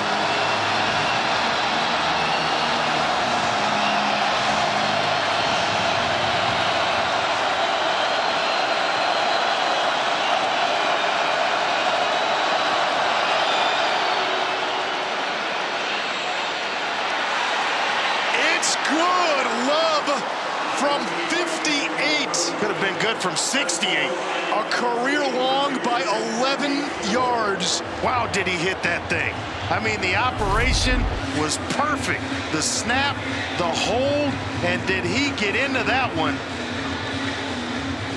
Oh, yeah, that's good for another 10 yards or so. My goodness, John Love. A Justin Tucker 58-yarder. Why should we expect anything less with the Virginia Tech special teams? Yeah, no doubt. Hallmark of the program since Frank Beamer took over. This season, All-State celebrates every field goal and extra point made with a donation to the participating university's General Scholarship Fund. Thank you, All-State. So John Love makes it a 2-score game. He's now made 22 of his last 23 kicks. And it's a 2-score lead for Tech. 20 seconds to go in the second quarter. Virginia Tech gets the ball to begin the third quarter. Wow. And that makes the 2 scores that much more impressive when you start talking about getting the ball out of the locker room, the way they've been hot on offense. Bouncing kick, fielded by Johnson. Florida track champion, he's a burner. He was one stiff arm and one broken tackle from running into the end zone. What he's done, though, is he's given Mario Cristobal something to think about here. And Shannon Dawson, the offensive coordinator for Miami. 15 seconds, your cross are just beyond midfield. A completion or two, and you got a timeout. Dante Lovett saved a touchdown. Yes, he did. For Virginia Tech. The point is you have time to at least get a field goal attempt up here.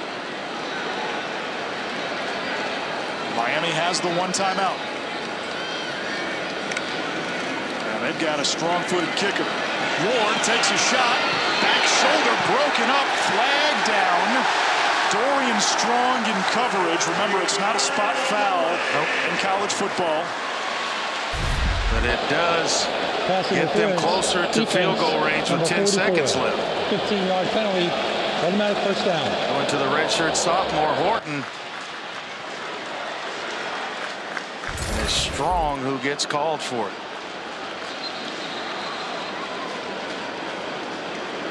Got to back this one up to about the 38 or so.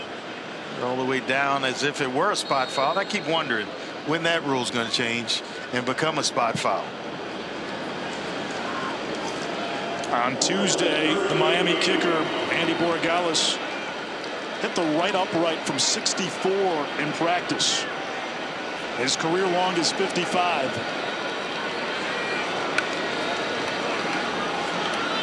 Ward, a strike over the middle, just out of the reach of Restrepo. 5 seconds to go.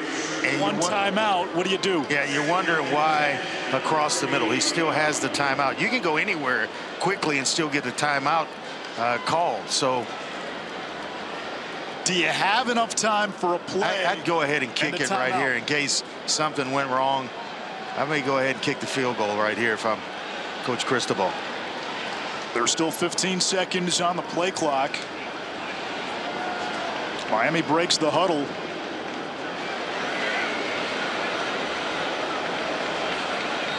Don't want to have to spend it shuffling guys around. That's exactly the case. So now you got to go ahead and kick it. Timeout, Miami. The third and final timeout of the half. 30-second timeout.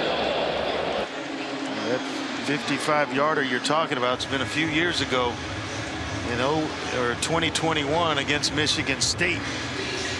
They hadn't had to bring out the driver in a while. For his career, Borregales 5 of 8 from 50+. His older brother, Jose, former Groza Award winner at Miami. Andy was a semifinalist for the Groza a season ago. It's a family full of kickers. Yep. 56 yards or so here.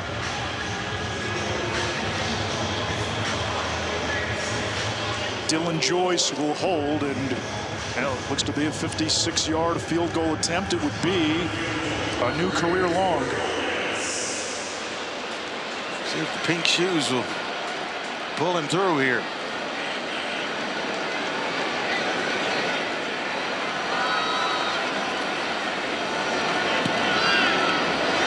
He got plenty of this one and tucks it inside the upright.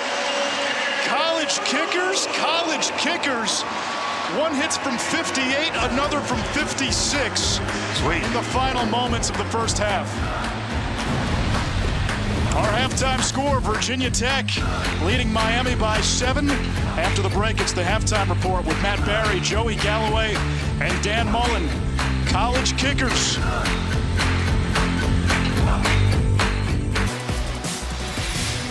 From Hard Rock Stadium, welcome back to ESPN College Football Primetime. presented by Ram Trucks. It's a part of the ACC on ESPN. Miami 4-0 was a juggernaut in non-conference. ACC opener against Virginia Tech. Hokies with the halftime lead. And Ishraf Entreware, Virginia Tech told us what their game plan was. They've executed it perfectly. They wanted to stay on schedule. They've been able to do that.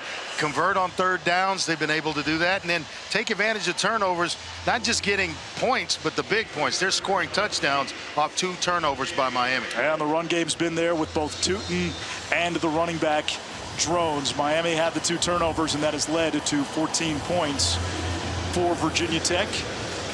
Hokies will receive the third quarter kickoff.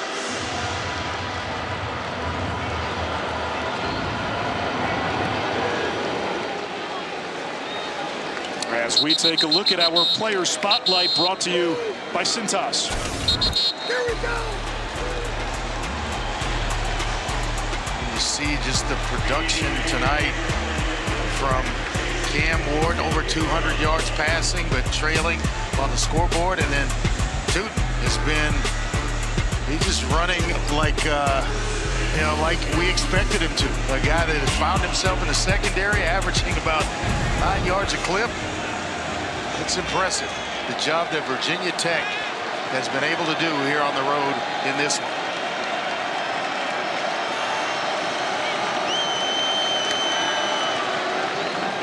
They feed Tootin, and he rams his way for a first down for Virginia Tech. Now north of 100 yards rushing for 4 straight games as we check in with Paul Carcaterra. Andre, you're talking out the Virginia Tech run game, and I just spoke to Brent Pry. He said he loved the way that his offensive line responded when Braylon Moore was out, their center. They had to shuffle some things around. 138 yards on the ground, and in the second quarter, he feels like they put Miami in a lot of scenarios, 3rd and long, and the pass rush was there. Miami into the backfield. Tootin will lose a couple on this play, 2nd down. Just tremendous penetration by Miami. They were anticipating run on 1st down, and a lot of guys around the line of scrimmage and making plays. Daryl Porter Jr. doing a nice job right there in the box to make that tackle.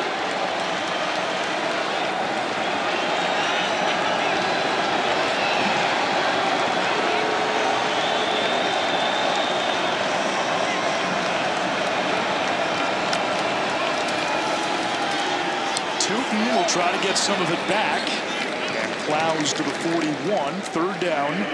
What a nice kick out block by Benji Gosnell, the tight end, to open up a nice seam inside for Tootin. Now, I tell you what, Cart talked about it. 138 yards in the first half rushing for Virginia Tech. It's impressive because Miami was only allowing 64 yards per contest on the ground. That's 2nd in the ACC, 6th in the nation.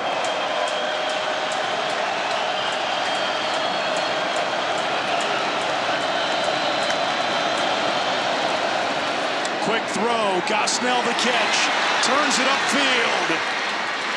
1st down, Virginia Tech, back into Miami territory, flag down.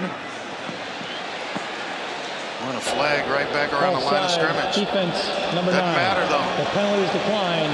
Result of the play accepted. 1st down. Tyler Barron, the all-everything defensive end for the Hurricanes, but a nice block by the brother as well. They get it thrown out to Stephen Gosnell, but it's Benji, the tight end, who does just enough to get his brother up the field and holds a block for him to pick up the 1st down. Stephen Gosnell tore his ACL during the Military Bowl in December and was back on the field 8 months later.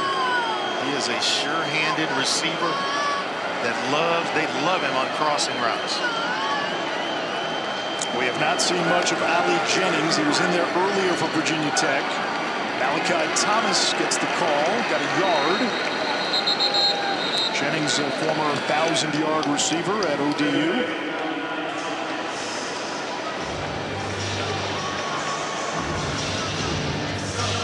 Stay on schedule here, so expect a short pass from Virginia Tech or another run Something in the running game to where they stay and get themselves to third and medium. The tight end Benji got Snell in motion. Jalen Lane in the slot. Toss to Malachi Thomas. Hit by Alston. And he got a yard. Third down at about 7. This is when they like to move Kyron Drones on a rollout, short rolls to one side of the field or the other. It's usually been to the wide side of the field, so he has a little more room to extend the play.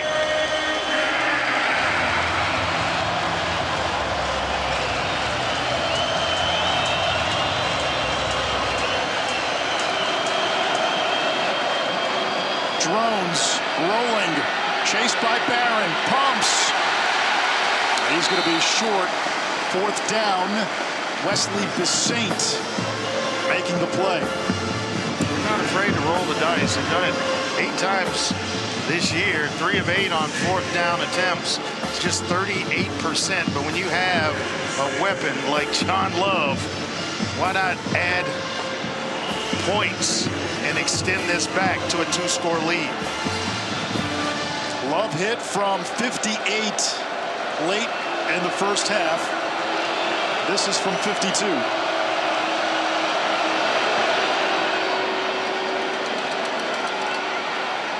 Why not? 2 for 2 from 50+ for John Love, who coming into the night had never made a field goal from beyond 50.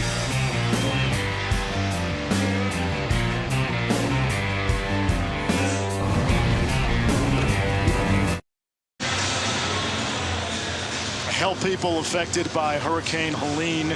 Donate at redcross.org/ESPN to help the Red Cross respond and help people recover. Parts of the country like Asheville, North Carolina, hit incredibly hard. We're thinking of all of them. Flooding, storm damage. Miami will have it at the 25-yard line, and Hurricanes have been playing from in front pretty much all season. This is the first time they go into the 3rd quarter trailing, but Andre, whatever Mario Cristobal has been saying at halftime this year, it's working. Something's got to give, though. When you talk about, when you look at Virginia Tech and where they are, and then obviously Miami, this is a huge quarter for them where they just flat out outscore opponents 59-3 in the 3rd quarter this season. They'll try to establish the run. Damian Martinez hammers across the 40 for a first down, a gain of 17.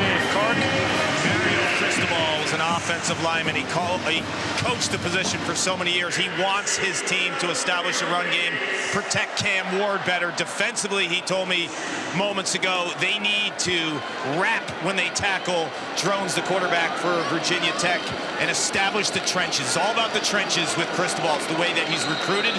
And when we spoke to him this week, gentlemen, that's the difference in year 3. The 24-month plan was to establish the trenches.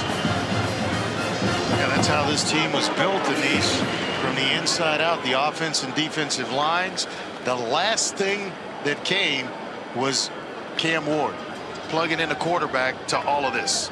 Meanwhile, for Virginia Tech, the nation's leader in sacks, Antoine Powell-Ryland, is down. The more things change, the more they remain the same. Flat goes back a century. It's like Ali and Frazier. You go take what belongs to you. Let me in.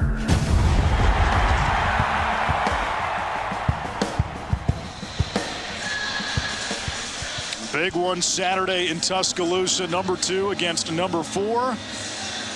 Last 7 seasons, these two have combined for 4 national championships. And as of today, Mel Kiper has Georgia's Carson Beck as the number 1 quarterback prospect for the next draft. Jalen Milroe, number 5.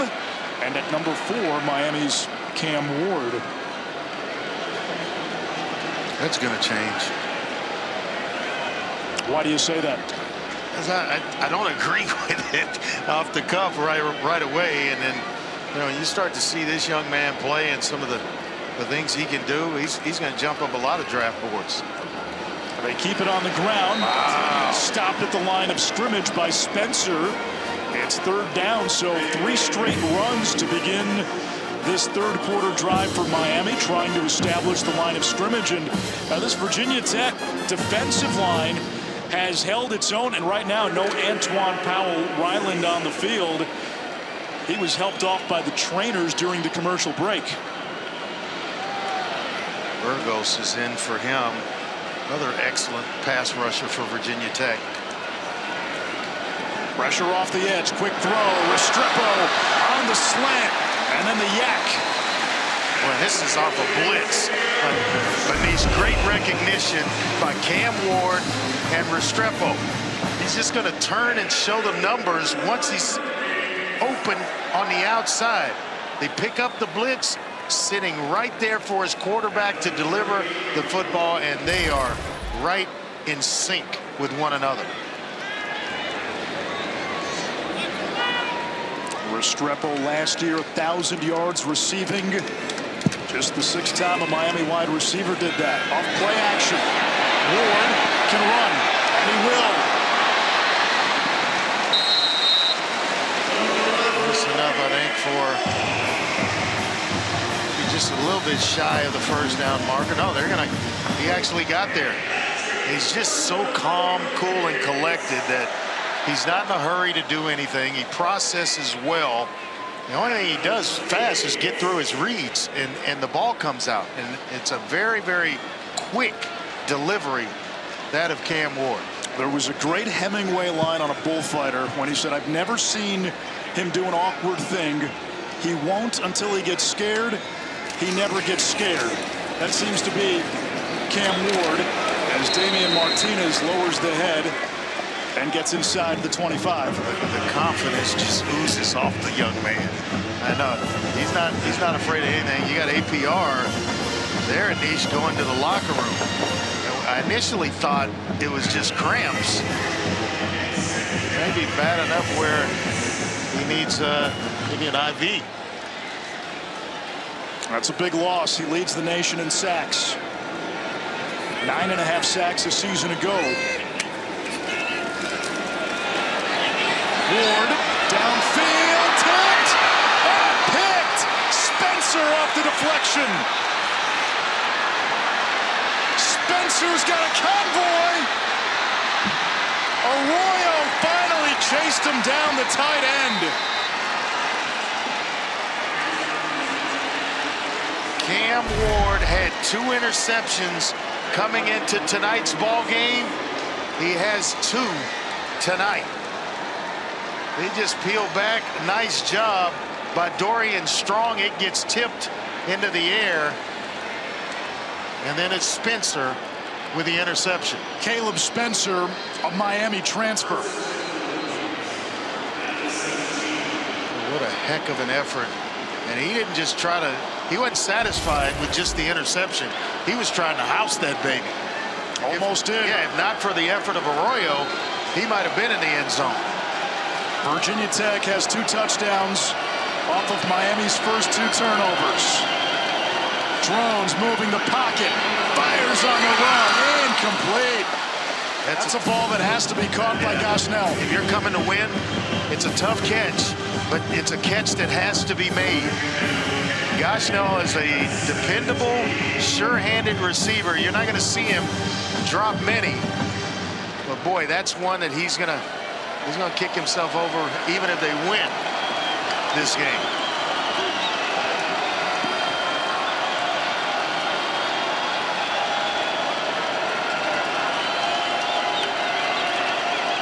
There's the toss to Tootin.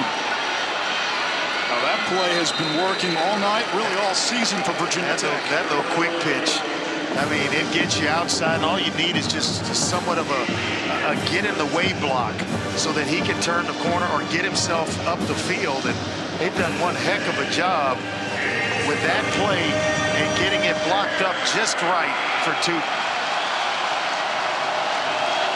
3 to go on 3rd down.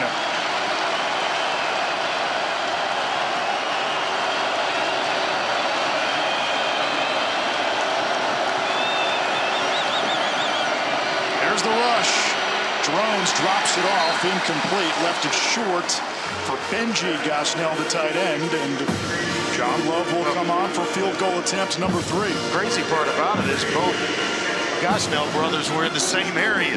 Steven was there along with Benji, and Steven's showing a little frustration because he knew somebody's in the wrong spot. ACC opener for both Virginia Tech and Miami. Love is hit from 58 and 52. These are the tough ones. From 27. They try to fake. Harrison St. Germain tackled, and Miami takes over.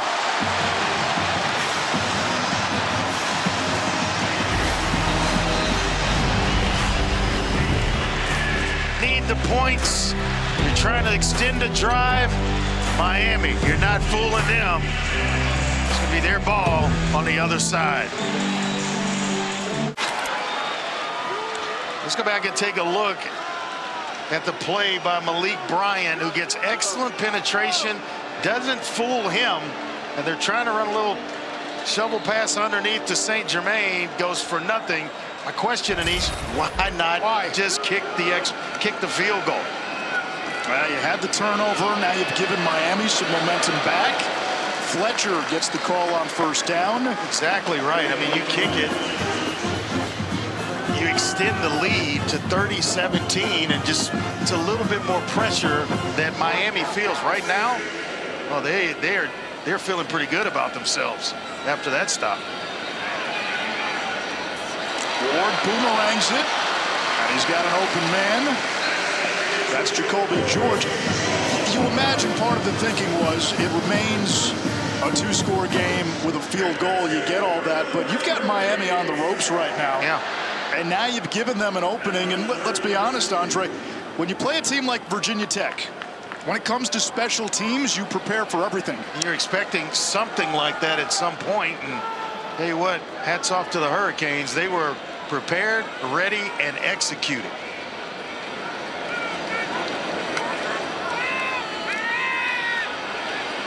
Time for Ward.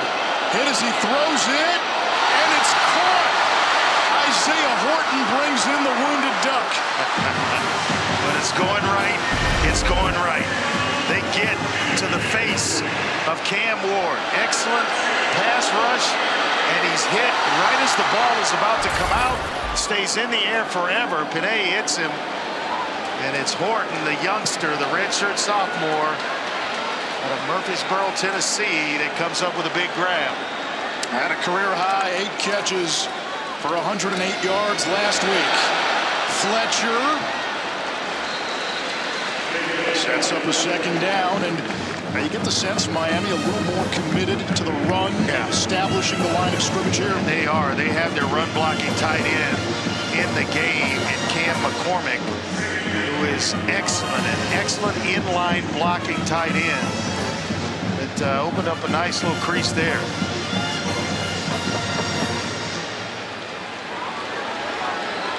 And as I say that, Arroyo's back in the game. There's the speedy Chris Johnson. He's got blockers in front. Elite world-class speed, feathers the sideline before he's pushed out.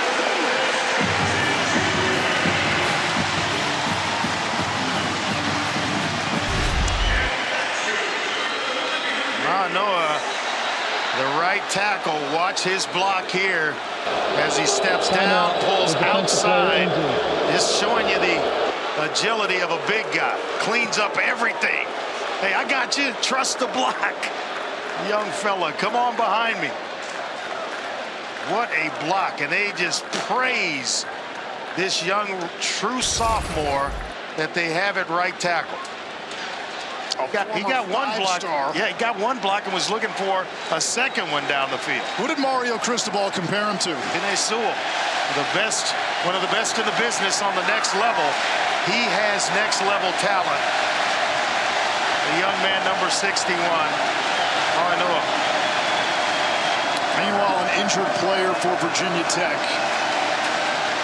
Dorian Strong One of their top corners was down.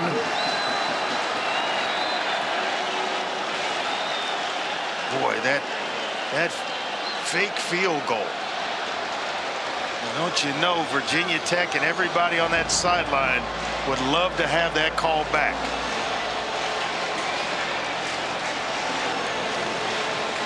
Because it has ignited this Miami sideline.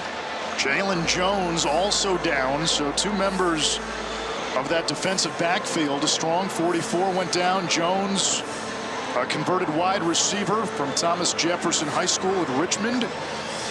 First player from his high school to sign with a Power 5 team since 1974. He's finally helped up. Good to see him up. I was hoping to see APR. You want to see these teams play one another when both are at full speed, full strength, I'm sorry.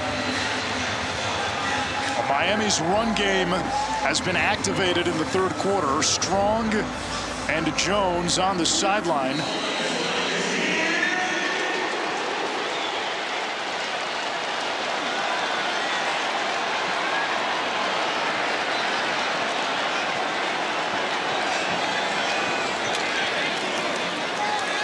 Hand off to Lyle. And he spun down quickly, a gain of a couple. 91-yard touchdown run in their last game against South Florida. It's the longest in school history. And the coaches just love and rave about his ability. A true freshman from Fort Lauderdale. Miami flipped him after he was committed to Ohio State. Johnson motions out. Pressure off the edge. They set up the screen. Dangerous play. It's incomplete. Tell you what, had he timed it, that was 6. It was getting ready to go for a while to Lofton. Elijah Lofton, one of the tight ends. If he is able to come down with that thing, there is nobody in front of him, and he's got a convoy of about 4 offensive linemen that had built a wall right in the middle of the field, and he just turns up. He's going to walk in the end zone. Miami entered the night as the best third down team in the country. 7 for 11.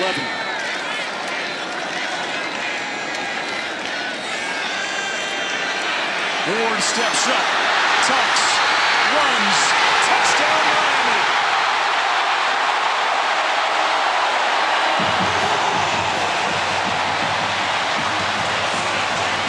It's the part of his game that everyone seems to forget about. Yes, you get so captivated by his calmness and his ability to throw from the pocket that you forget he can do things like this when he pulls it down. It's a tough run, breaking a tackle, taking on a defender right before you go into the end zone.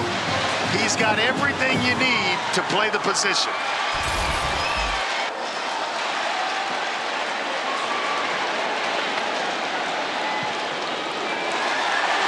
Think of the wild pendulum swings we've had. Miami driving. Spencer, the former Hurricane, gets the pick. Returns it 80 yards. Virginia Tech sets up for a field goal. They try a fake. It's stopped. Miami gets the ball back, marches right down the field and scores. That's a 10-point swing. Third quarter rushing for Miami, 89 yards in just the third quarter. Can they run the football? Absolutely. Aerial coverage provided by Goodyear. Winning is easier when you're road game ready. Are you ready for the road? Goodyear, more driven. It has been loud tonight at Hard Rock Stadium. Well, you got the mascot right in the middle of the field, getting this crowd. Oh, he's getting them riled up.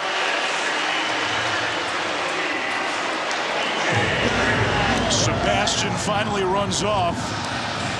Seabass and the boys got a little to cheer about now. No doubt, a little momentum on the side of the guys that have on the orange jerseys here in the third quarter. What is Virginia Tech's counter? You brought up the fact, the field goal, you're trying to make it more more than a two-score game. You try the fake, it didn't work, but the momentum swing was real. The crowd re-engaged as you go back to the fake field goal on Tech's previous drive. This place has just been energized as the defense comes on the field, but the touchdown run of Cam Ward has got this place. It's electric in here all of a sudden.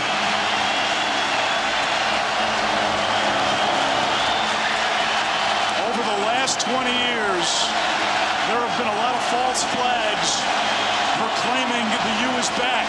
Oh, I think they are starting to look like Miami should look.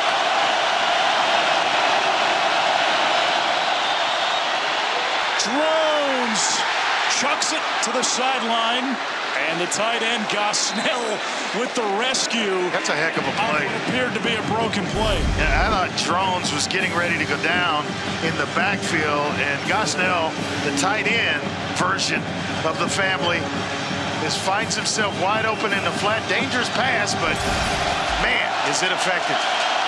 Malik Bryant, who blew up the fake field goal attempt, almost got to Drones.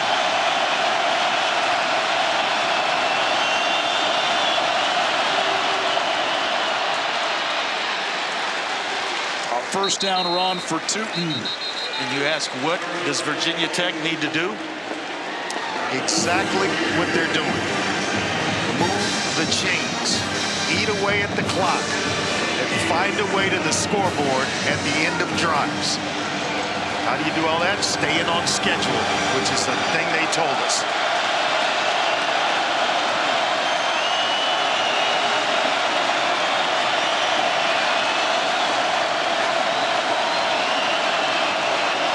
Hadn't had to deal with this crowd noise much of the game.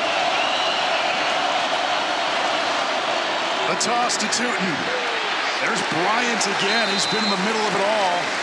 And they feel good about Tootin, Anish, to the point where, you know, hey, we're going to put you out in space.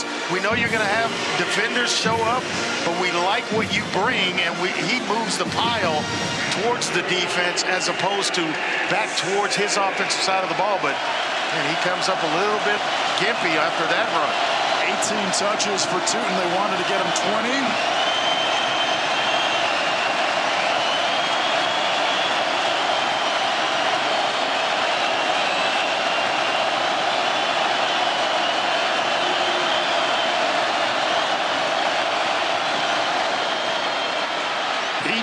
Prelo breaking free. Legacy player at Virginia Tech. Down the sideline, reaching. Wow, for 6. Hold on. A flag back at the line of scrimmage. I think it's going to be against Caden Moore, who is saying, no, I didn't, but that yellow flag says, yes, you did. Number 68. 10-yard penalty. Replay second down.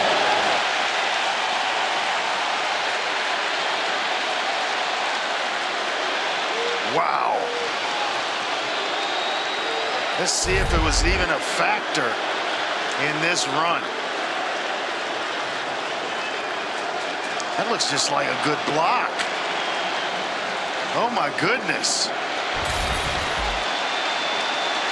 That looked like a good block by Caden Moore to me. Man, no wonder he had his hands up and was pleading his case as the play was taking place.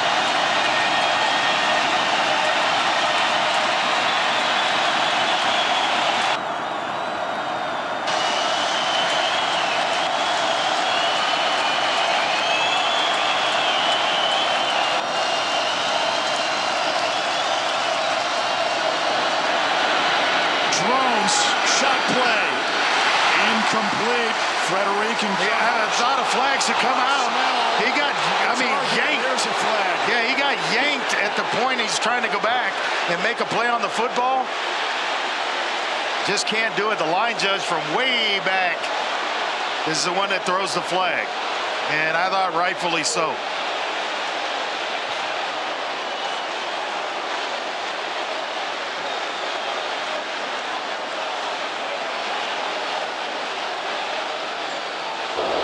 pass interference, defense, number 29. 15-yard penalty, automatic first down. This is the end of the third quarter. The 15-yard penalty will be enforced to start the fourth quarter. Mario Cristobal was losing it on the sideline. This crowd is getting into it. It's about 10:30 on the East Coast in Miami. The party starts right about now. We got a heck of a finish from Hard Rock coming your way. Coach, how would you describe the emotions of this game? Well, it's a back-and-forth game. Conference play is going to be like that. We've had a lot of issues. You know, we create our own problems a couple times, but we keep fighting. We keep trying to get back into it. They got guys go down. We got guys go down. We just keep playing. What do you need from your defense right now? Stops. You know, that was a great defensive play, but, you know, it is what it is. Just got to keep playing, man. You just got to keep playing. Thank you, Coach. Got to keep playing. Nobody willing to flinch right now, Anish. Conference opener, Miami and Virginia Tech. Hurricanes in the top 10. Tech, after an up and down non-conference schedule, looking to score a big win before the start of the fourth quarter. Both teams getting into it near the logo at midfield. Virginia Tech backing down at all. Not one bit.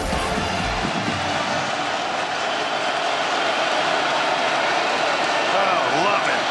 On a Friday night, my friend.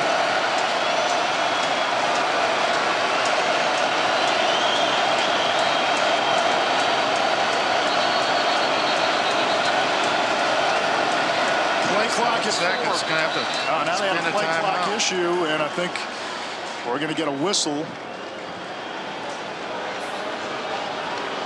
The play clock was at 5, then jumped to 25. Started at 25, so get almost a do-over here if you're Virginia Tech offensively.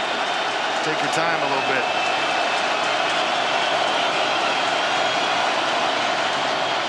Tootin up the middle. Another big run, 16 more. Tootin's up to 136 on the ground. The Saint, one of the linebackers, he's on the second, third level as he's trying to run down Tootin. This is just what the doctor ordered if you're a Virginia Tech fan. Eat the clock, long drives, convert, stay on schedule.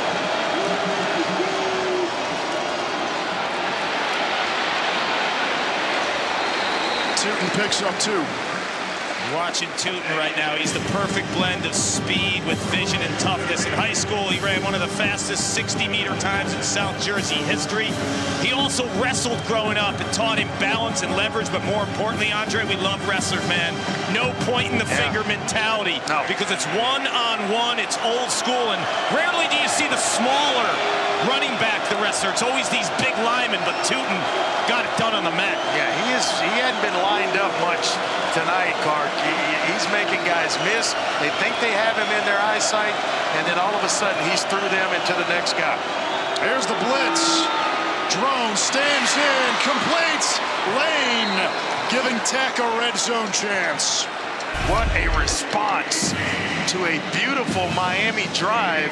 Virginia Tech putting one of their own together, mixing the run with the pass brilliantly. Quarterback, maybe quarterback draw right here, Anish. A screen to Tootin. And he is tackled from behind by Alston. They love to empty things out and then let Kyron Drones run a quarterback draw. He's so big and physical. When he gets down here inside the red zone, you better make sure that you wrap up number 1. He can run out of tackles. Clark was telling us just how big he is in his lower body during one of the breaks. That allows you to break tackles and continue runs, I'm sorry. 6'2", 230. Houston kid, cousins with Cam Ward. Started at Baylor, led Virginia Tech to a 5-2 finish last year. Play clock at 1. Spend the timeout so they don't get the 5-yard penalty. Timeout, Virginia Tech. Their first timeout of the half. Full media timeout. You can feel the tension at Hard Rock Stadium. Two old rivals and the ACC opener. A game decided by 3.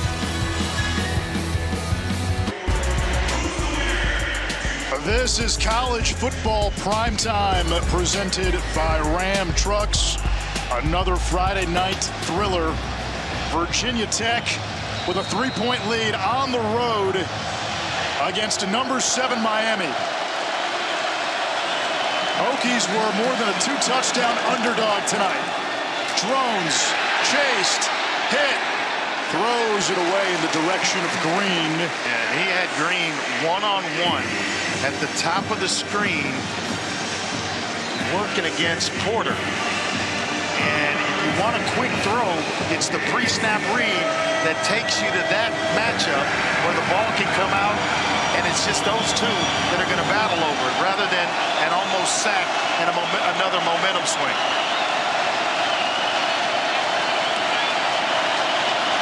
He's got the same matchup again. Miami brings pressure. Drones retreating. Heaves it into the end zone. Caught! Aiden Green for the touchdown! A magician in Magic City. Kyron Drones. What a play! Boy, the job that Aiden Green does to get himself open. And how about Kyron Drones extending this play? Pressure right away. He's going to get away from the pass rush of a few Miami Hurricane defenders. And then Mr. Green at the end of it. Boy, what a drive by Virginia Tech in response to Miami. They just refuse, Anish, to flinch and refuse to go away. They have made it a 2-score game with 12:05 to go. And all of a sudden the volume has been turned down considerably. 10 plays, 75 yards. They chew up around 5 minutes and 15 seconds or so. And once again, big plays, or excuse me, big points on the end of drives. This drive, rather. Elijah Alston shaken up after the play. Extra point by Love. It's a 10-point lead for Virginia Tech. 12:05 left in regulation. Kyron Drones, 2 touchdowns through the air. 30 yards rushing on the ground. Tootin, a Virginia Tech career high 138 yards. And I asked Coach Brent Pryor, you know, what's your message to the team? He says, hey, it's an opportunity to go down and play against a top 10 team on the road, a team and a program the caliber that of the University of Miami. And he followed it up with, this is why they came to Virginia Tech, to play in games like this and of this caliber. It has not disappointed tonight.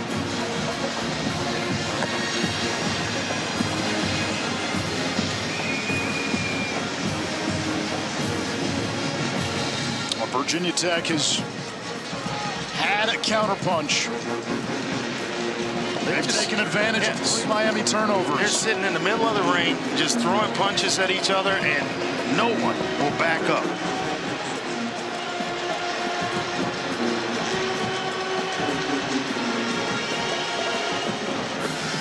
It's time for tonight's American Express game track. And we look at the 2 quarterbacks, both from the Houston area, both cousins. Yeah, completion percentage favors Cam Ward a little bit, and obviously yards, but the 2 turnovers. Drones of one of his own, but I tell you what, both teams they've rolled their sleeves up and they came to play tonight.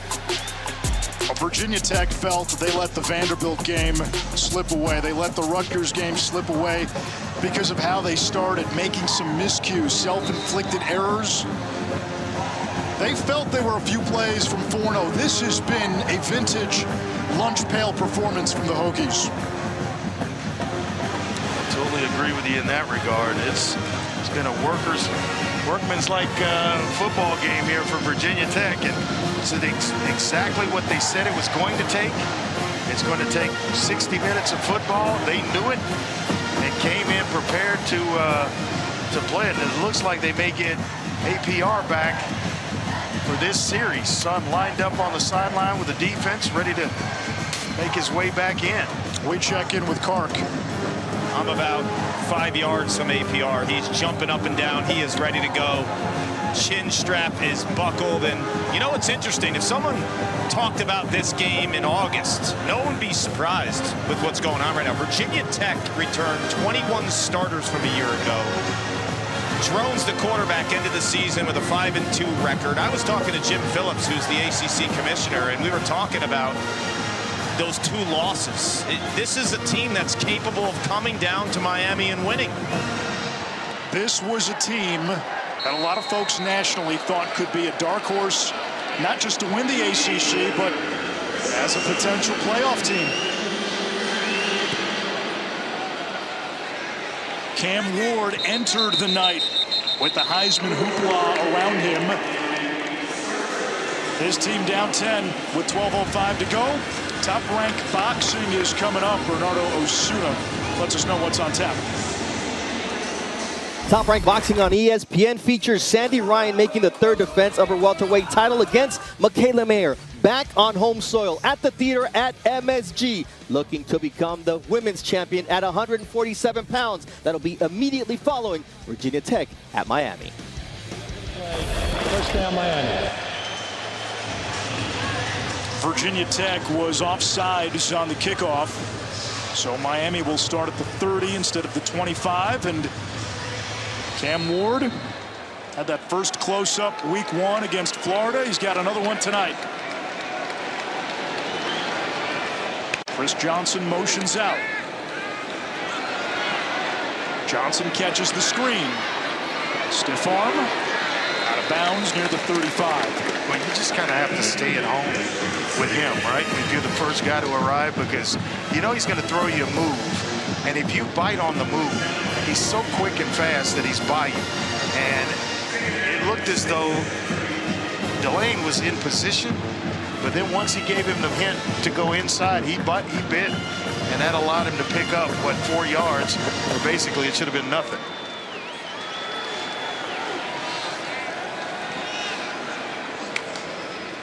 Woodson blitzing.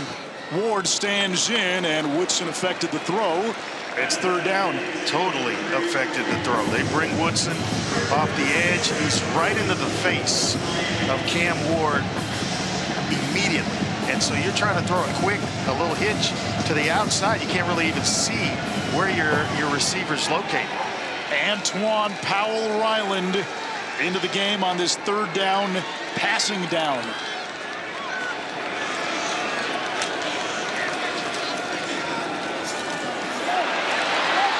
Ward will run for the first down. Gives himself up at the 43. Just the ability to make plays with his legs, and he's going to utilize everything in the toy box right now, trying to will his team back in this game. Not much for Damian Martinez. Nice and late. That's going at it. Woodson going at it with maybe Arroyo, the tight end, all the way through the whistle.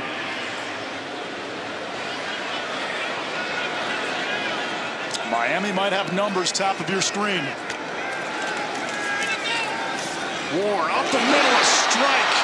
Sam Brown into Virginia Tech territory down to the 31, a gain of 24. And had a laser on it. I mean, he just knifed this through coverage. You know, forget about the next window. I'm going to take the first one, and right behind the linebacker's ear, that ball went buzzing. What a throw. Martinez pinballs, and then using that physicality, 6 foot 230, gain of 6.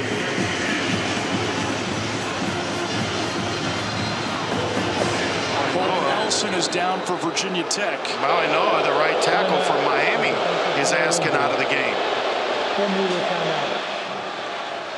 We step aside, 9:53 left. ESPN's Primetime College Football is presented by Ram Trucks, built to serve.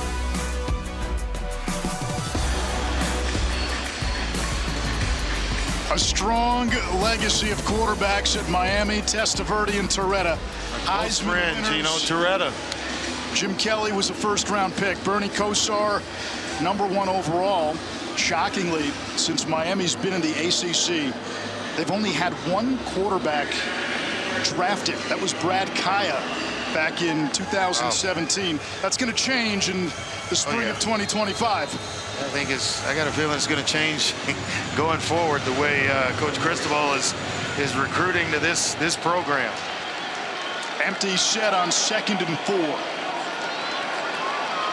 They better get some safety help at the top.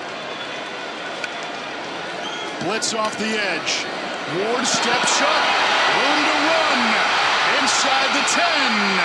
And bumped from behind at about the 6-yard line. A gain of 19.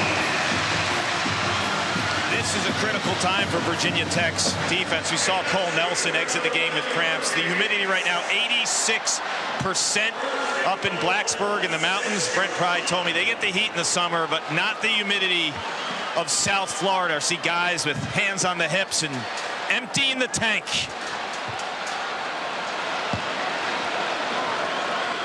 Well, you cannot hydrate enough when you know you're coming into an environment like this. Ward to the end zone, incomplete for George. Dorian Strong in coverage. Andre looked like maybe miscommunication there. Yeah, he was thinking that George was going to present himself a little bit faster and maybe stay inside. That's exactly what he thought, and George put his foot in the ground and went back outside. So just a little miscommunication between quarterback and receiver there. Martinez, who had 3 touchdowns last week, is the running back. 2nd and goal. Ward back of the end zone. Caught for a touchdown. College football's Methuselah, the 9th-year senior, Cam McCormick. Mostly known as a run blocker. He gets behind coverage, behind the second level of the defense, and the touch and the timing. There's no time to react if you're Virginia Tech with that pass from Cam Ward. McCormick, in another age, caught the first pass of his collegiate career while at Oregon, and the quarterback was Justin Herbert. PAT is good by Borean Boregalis. The man who's been in college football forever brings it back to a 3-point game. Ward to McCormick, 34-31, plenty of time left. Cam McCormick, who caught the last touchdown for Miami, began his career at Oregon. He played with Justin Herbert, who's entering his 5th NFL season.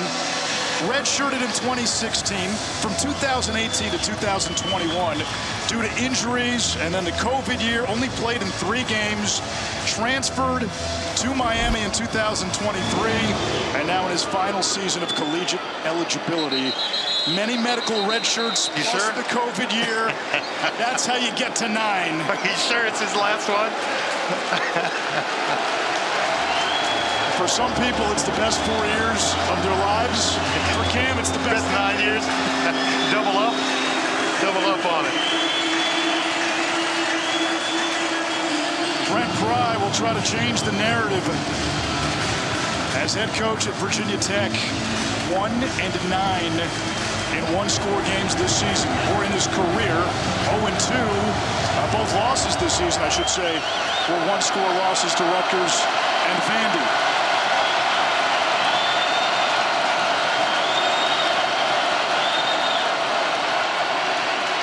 Jones threw it behind Lane. Paul. Expect a heavy dose of the run game from Virginia Tech, 190 yards on the ground. And Miami is now without two starters on the defensive line, Simeon Barrow Jr. and Elijah Alston. Barrow has not returned since the second quarter, and moments ago we saw Elijah Alston exit. Anish, if I could go to college for 15 years, I would. I'd take a redo.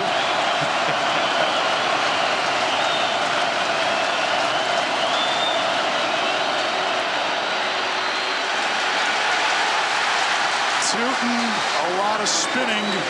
He gets a couple. It's third down and long. And you got a point on that D-line. Ruben Bain still out since game one. Yeah. And you kind of knew they were going to run the football on second down because they're off schedule after the incompletion on first down. So I would move Jerome. He is better on the move than he is from the pocket. He has been certainly that way tonight. Here's the blitz. Pass is tipped. Incomplete.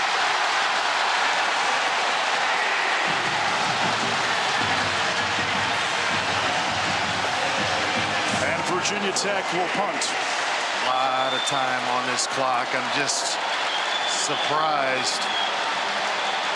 Really surprised, Anish, at that first down call that they didn't go to Tootin in some aspect to just get him the ball quickly, whether it's a run or just a quick flip, shovel pass, whatever. They chose to go essentially drop back with Jones, and that's not his strong suit. Ray Joseph waits inside his own 30, comes up to the 35, and down he goes at about the 40. Another Monday night, another doubleheader. 0-3 Tennessee taking on Miami. Tyler Huntley is expected to be the Dolphins starter. Injuries to Tua and Skylar Thompson. And then 3-0 Seattle rolls into 2-1 Detroit. Lions, popular preseason pick to come out of the NFC.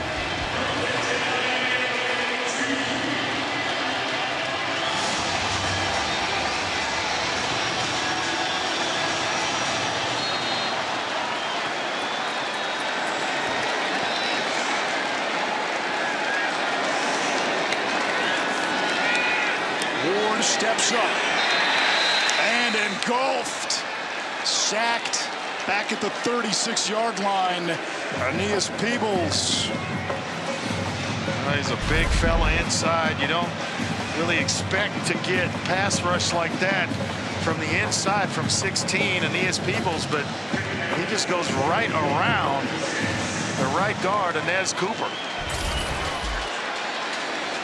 Not much fancy there. It's just, hey, I'm going to beat the guy in front of me, and he did it. Loss of 7. Free play.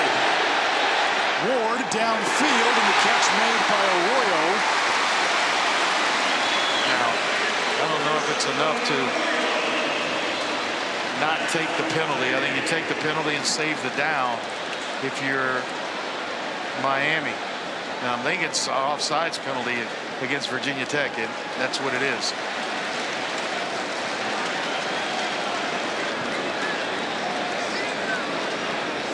I think you're looking at 2nd and 12 versus 3rd and maybe 7.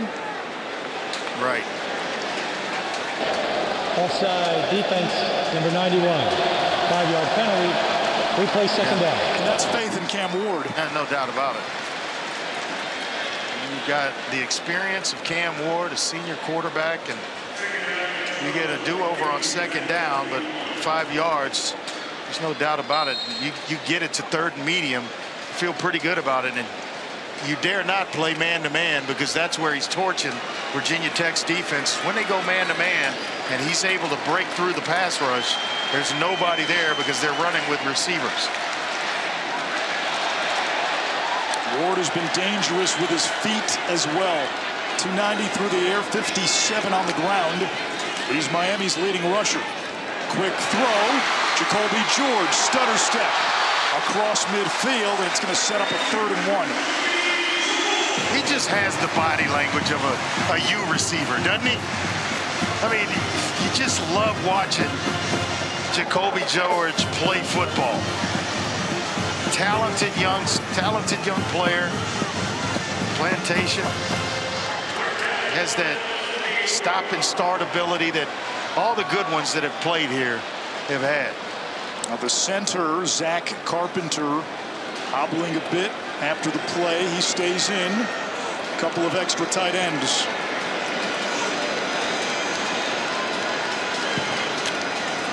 Horton comes in motion. Martinez, first down. Flag comes in at the tail end of the play. This is coming back. It's going to be a hole. One of the tight ends. It's either Arroyo or McCormick. We got a handful of the jersey of Delane. And so rather than, but I tell you what. Holding, offense, number 2. 10-yard penalty. Replays second down. They call Isaiah Horton for it on the outside, but had they not called that, Lane just kind of threw his hands up and stopped playing football. But right out on the edges, you get a handful of jersey. That is holding.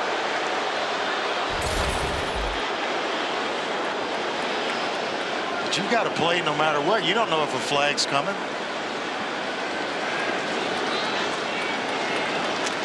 And it backs Miami up only a couple of yards. Remember, it's 10 yards from the spot of the foul. Yeah. So it's 3rd down, 3 to go. Got to believe a run's coming and then maybe going for it on 4th down. Now this would feel like 4-down territory with the quarterback Ward. Pressure from the middle.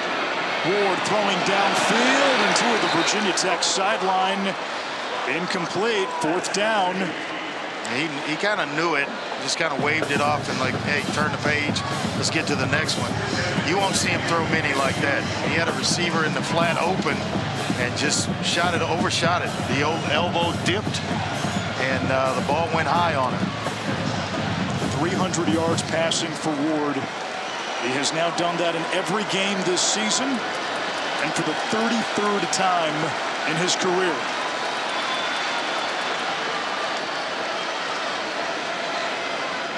Comes the pressure. Ward gets rid of it somehow. Restrepo on his backside makes the catch. 1st down. That's amazing.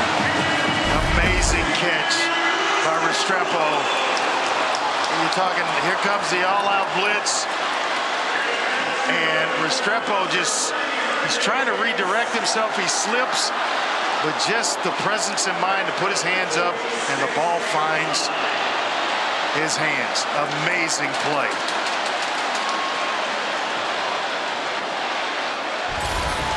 They needed 3. They got 4. 4th down conversion. Low snap. Ward able to give it off to Martinez. He's still going to pick up yards. He trucks to the 41-yard line, a gain of 5. Now how big was that hole for them to center to dribble it back to Cam Ward? He's got to now pick it up. The timing's totally off. That's why you just got to play. And Delane is one of the defenders down for Virginia Tech right now in the crowd, kind of giving it to him.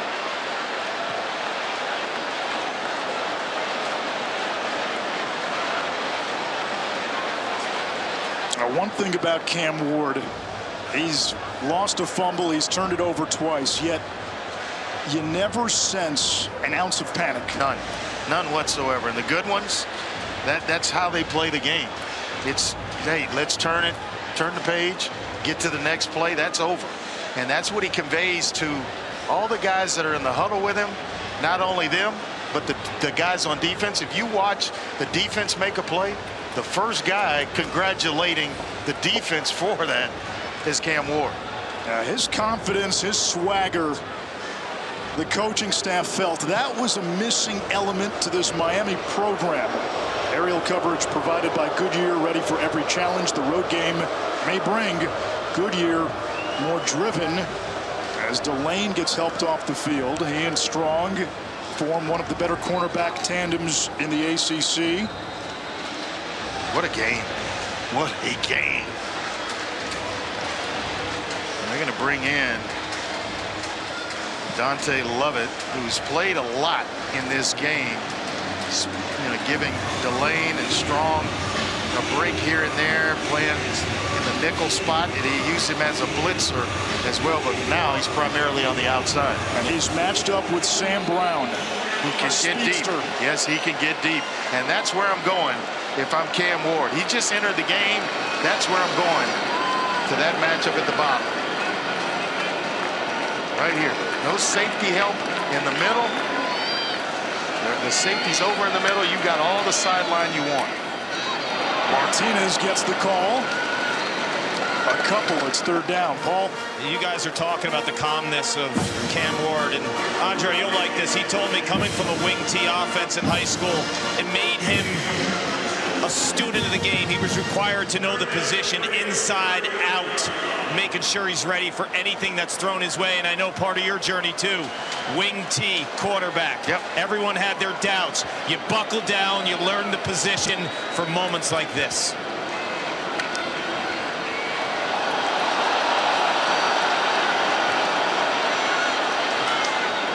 Directing traffic here, has total control of this offense, Anish. On the slant, complete. First down, Isaiah Horton. And now with Miami inside the 30, if you're Virginia Tech, when do you start thinking about using your timeouts to make sure there's time for you? You got to start, Miami scores. Start trying to match it up now, because you're at 3 minutes. You're going to get a stoppage at the 2-minute timeout. But I don't know if you can really allow a full minute to walk off, to tick off this clock before you start stopping it. You want to give Drones as much time as possible to put a drive together. A field goal ties it. A touchdown gives Miami its first lead since it was 14-7. Edge pressure. Ward ducks away. Spencer had him. Ward flips it to Williams. How do you like this? Down the sideline. Pushed out inside the 5. The improbability of Cam Ward. If there is a trip to New York in his future, and I gotta believe it is, a play like this is one that's going to come up over and over when you start talking about the playmaking ability of Cam Ward. Amazing reaction against pressure that's there. Should have been down twice, and he found a way to get it out of his hands and into Riley Williams, who turns it into a big, big play for the Hurricanes. Andre, there have been 3 plays on this drive. Go back to the 4th down conversion. Restrepo on his backside slips. Ward hits him. Restrepo puts his hands up. It advances the drive. Then you had the bad snap, which Ward picks up, hands to his running back. It turned into positive yards. That looked like a busted play. It looked like Virginia Tech's defense would get Miami behind the chains, and Ward creates something out of nothing as we come to the 2-minute timeout. Peebles a little banged up, walking off the field. Miami down 3. 2 minutes to go in regulation. Let's go back and take a look at the magic of Cam Ward. Restrepo slipping, finds a way to reel it in. Then they dribble one back. He's calm, cool, and collected, gets it to his running back for a short gain. And then when everybody thought he was going to be sacked, wrapped up, the calmness to flip it to Riley Williams to get him down inside the 5-yard line. When you have a guy like Cam Ward, you're never out of a game, you're never out of a play. You just keep playing, and the magic finds a way to show up. All that happened on this drive. A 1st and goal.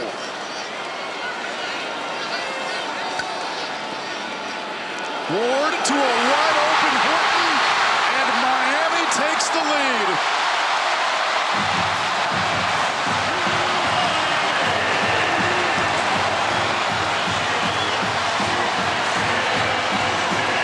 The quickness in which the ball comes out of his hand, the delivery. Oh, it's so quick that defenders cannot even react to it. Off play action, and then it's get the ball out as quickly as you can and with accuracy.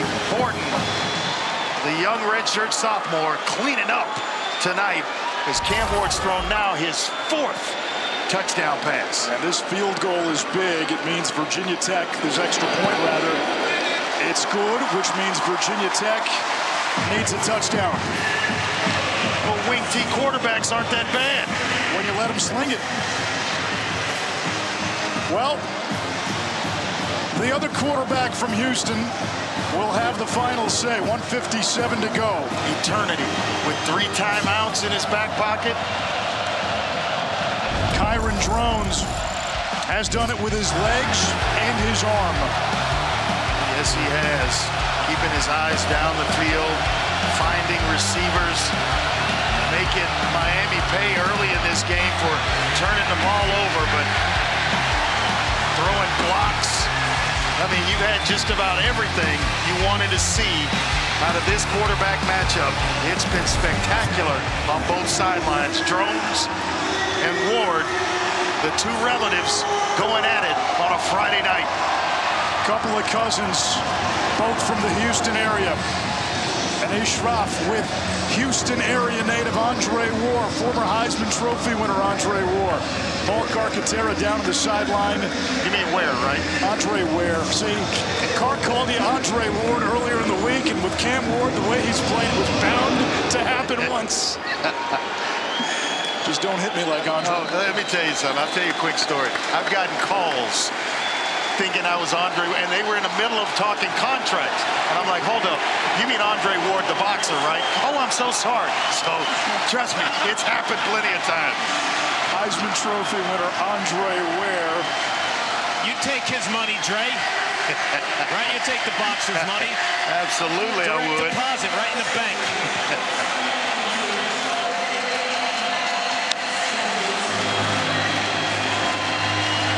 Virginia Tech football. This place is electric. Gotta find a way to get it to Tootin and let him play.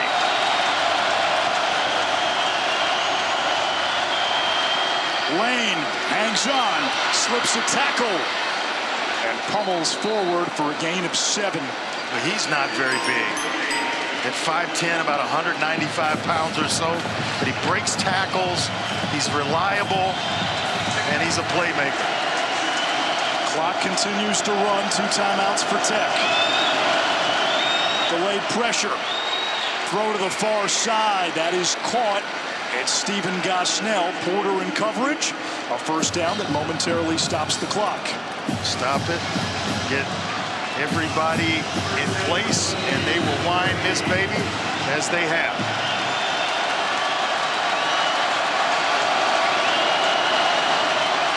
Four-man twist. Drones fits it in there. Felton spun out of bounds by Kiko Malinoa.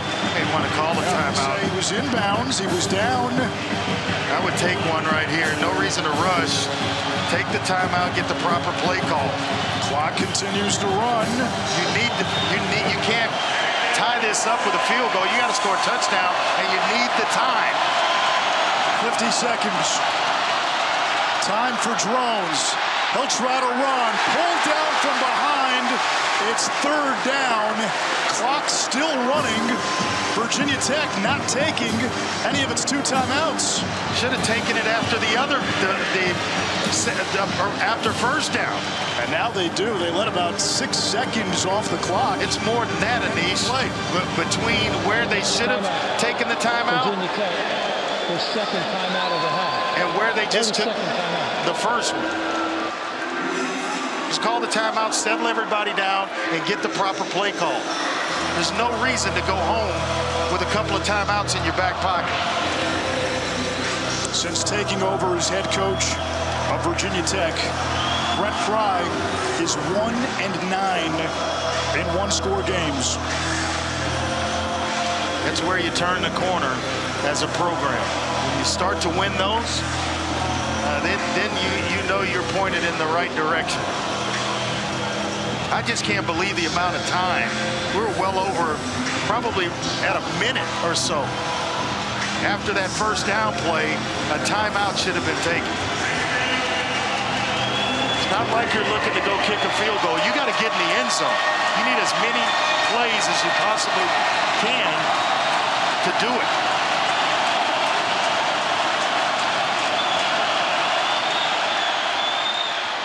Stephen Gosnell with a first down into Miami territory.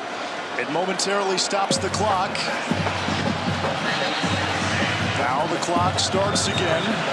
Ball should be snapped.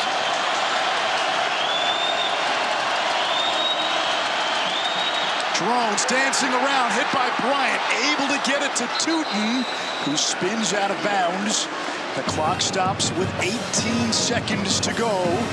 Virginia Tech needs a touchdown. So if you take all those seconds that were wasted by not taking a timeout or allowing the ball to be snapped 2 and 3 seconds late, those are plays that should be run by saving what's on the clock.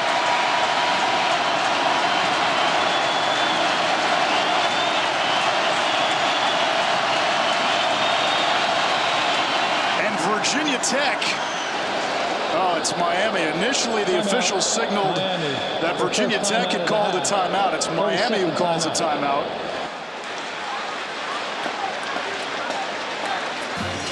Earlier in this game, Virginia Tech lined up for a field goal and would have made it a 30-17 game. Instead, they went for a fake, were stopped. Miami got the ball, went down and scored. Had Virginia Tech kicked that field goal, you're in a situation right now. Totally different situation where you want the clock running. You're just trying to get to field goal range. And then you have that happen and put all the pressure on Miami to have to stop you. But when you went for that fake, it didn't work out. You find yourself in this situation, things totally have to speed up. And it wasn't just that the play was stuffed. There was a very real momentum swing. Oh, there's no doubt about it. And they went, the Hurricanes went right down the field.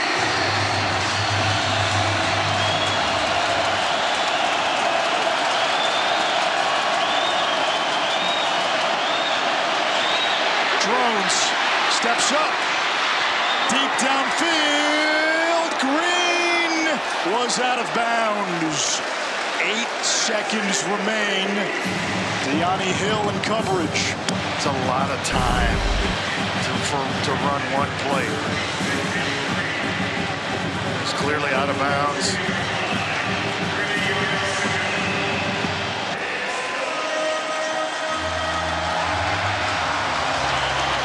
He had someone open on the right flats to his right. That's where you go with the football, allow him to get out of bounds and pick up the first down. But when you spend that much time, you are limiting yourself to basically a Hail Mary. Miami calls a timeout. All right, Andre, Virginia Tech still has the one timeout. You've got 8 seconds. Do you think about something that gets you a little closer? Are you thinking 2 plays here? You can, because you can hit something to pick up the first down and then get yourself down. That's going to stop it temporarily, or you can go ahead and elect to call the timeout as well. I just think back to all the time that's been wasted when you didn't call the timeout, which is why you have one still in your back pocket right now. A lot of time rolled off that clock between first and third down. Miami playing 3 defensive backs inside the 10-yard line. They're backing off. The message should have been catch it quick and get down. A lot of time going off. Drones is going to run, and he's able to get out of bounds with 3 seconds to go. Everybody dropped. Drones took off. 5 seconds elapsed. And now Virginia Tech. Got to throw to the end zone here. Yeah. You're hoping they're going to take their final timeout to get things lined up.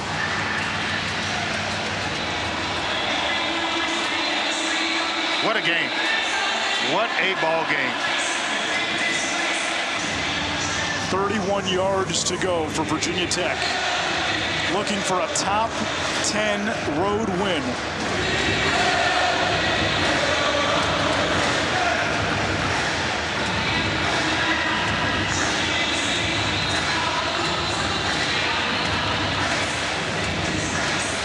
Top Rank Boxing follows us. The last time the Hokies had a top 10 road win at Ohio State, and remember, that Ohio State team came all the way back to win a national championship. Make sure you have the proper amount of guys on the field. If you're Miami, you don't want a penalty that's going to give Virginia Tech an extra down to play. Counting 11. See what we have here.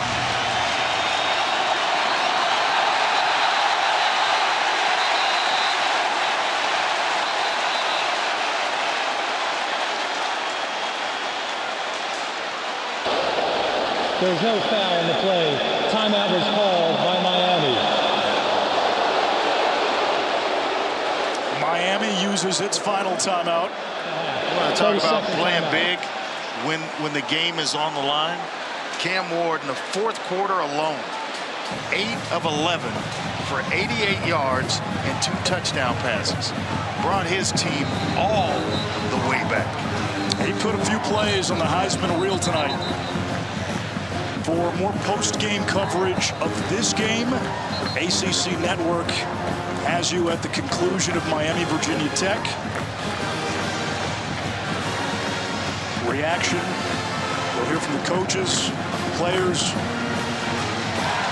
Once again, you go through that count. How many do we have on the field? Counting 11 for Miami.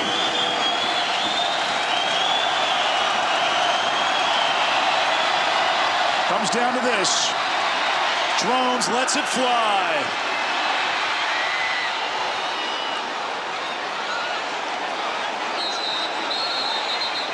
They're sorting through the carnage. Miami has it. Well, Virginia Tech has it. How do you like that? Virginia Tech. They roll it a touchdown on the game's final play. On the field, both teams back to the bench. The game is not over. Both teams back to the bench, please. The game is not over. The previous play is under further review. I think they're rolling it. Fans know it. I think they're rolling that Jalen Lane came down with this. And remember, the ruling on the field is a touchdown catch. Boy, it is hard to see who's got the ball in that mass of humanity. The crowd erupted. It looked like Miami had it. This might be the look. The game is not over. Teams back to the benches. Coaches, please back to the benches. A fitting ending, a chaotic ending. Remember this football game. The ruling on the field was a touchdown. It was a touchdown. I'm not seeing the ball. And it looked as though. So that means there is nothing to overturn the call. Let's bring in Matt Austin, our rules expert. Matt, we didn't expect to have the final play in question. Touchdown, not a touchdown. It matters. They're saying Felton came up with this. Well, and he's in bounds, Matt. Now, did he survive? Did he survive the ground there? The ball pops out at the very end. Yeah, what they've got to determine is was there ever firm control of the ball? Receiver And then as the ball was bouncing around, came down inbounds in the end zone. The result of the play is a touchdown. The previous play is under further review. Virginia Tech erupts. They're going to look at this, and let's get the clarification here from Matt Austin. Yeah, they've been looking at it already. There has to be firm control by the receiver all the way to the ground. Once they're on the ground, the ball was bouncing around a little bit, and it was touched by several different players. There was at least one Miami player who was out of bounds, who I think touched the ball, which if they don't have firm control, that would make it an incomplete pass. So this is going to be an interesting call by the replay officials. Does anybody ever have firm control? Does that justify firm control?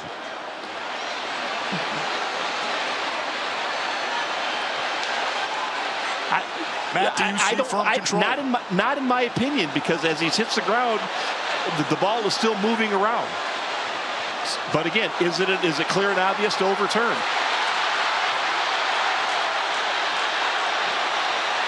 The whole game and the outcome comes down to a replay review. Wow. 6'5", Daquan Felton went up. That's the guy you want to throw it to. Indisputable video evidence to overturn the call. And now, Matt, question: can a guy laying out of bounds in this situation, punch the ball out where it starts the movement, and he's already out of bounds making a play on? Well, no. If he has firm control of the ball and he's got a body part down on the ground, then really the play's over at that point. Anybody that rips it out, that'd be a second act. It would still be a completed pass. But with this many hands on the ball above their heads, did anyone have firm control of the ball? That's the question. Wow, Felton. I thought it was Lane. It was Felton.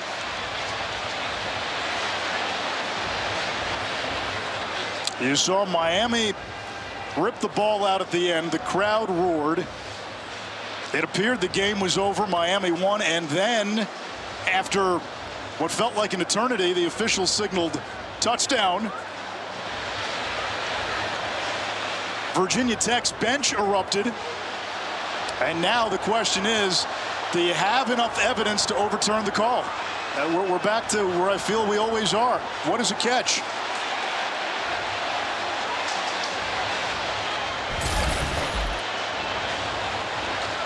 Just don't see enough to overturn it. And the call, remember, the call on the field was a touchdown. Now the command center in Charlotte, North Carolina for ACC replay is poring over every last frame.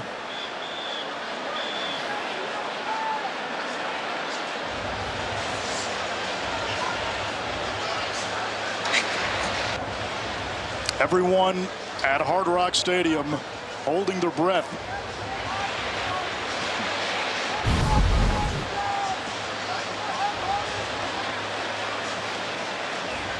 This is what the officials are looking at.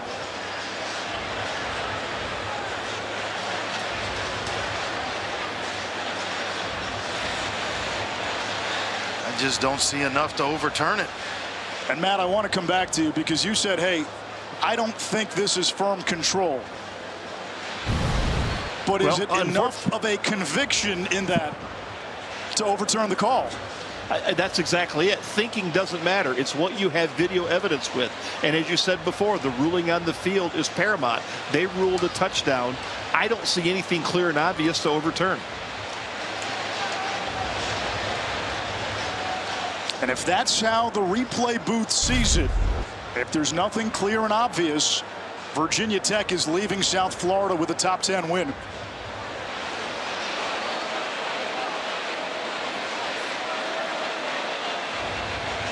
What an incredible finish.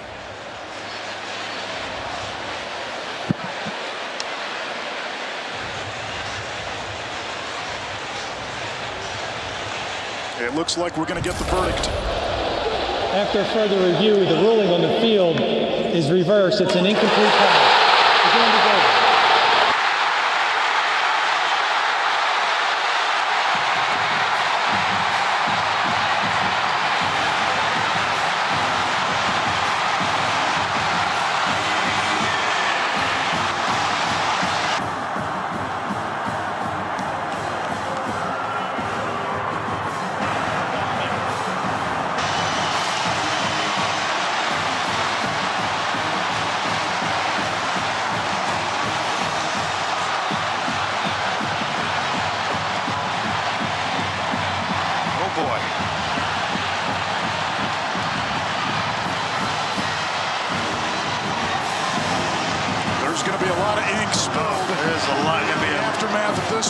Conversations about that, because I just don't know where you see it on the replay to reverse the call on the field, and had it been called incomplete, you could see it that way. I just thought the ruling, whatever was called on the field, should stand. That's tough. They looked at that for a long time, and we had a rules expert, Matt Austin, who does a fantastic job on a lot of broadcasts throughout the season, and Matt said he thought it was incomplete, wasn't sure there was enough to overturn it. Let's get down to Paul. Coach, how would you describe this game, but more specifically, this ending? Let's describe the game first. Sloppy, okay, and give them credit. That's a good football team, and we knew their best football hadn't been played yet. Second of all, sloppy, but we kept fighting. We lost 5-6 guys to injury, and we kept going, and at the end found a way, and it came down to a half an inch, you know. So proud of this team. A lot of work to do, but came out with a W. Your average margin of victory was 42 points coming into this game in the 4 prior contests. Tonight was tough, but you had Cam Ward. His demeanor, how would you define it? I mean, he was unshaken. You know, we had a couple turnovers. He knew it wasn't his best football, but the best quality of him, he just keeps coming. He's an alpha. You know, the guys believe in him. He believes in the guys. We just kept playing and found a way to get it done. Thank you, Coach. Thank you. An incredible game from start to finish. Came down to inches. It came down to a replay review on a Hail Mary. Miami is 5-0. They win their ACC opener. You have not heard, though, of the last of this ending. Canes win it by 4 for Andre Ware and Paul Carcaterra. I'm Anish Shroff. Top-ranked boxing from Madison Square Garden. Next.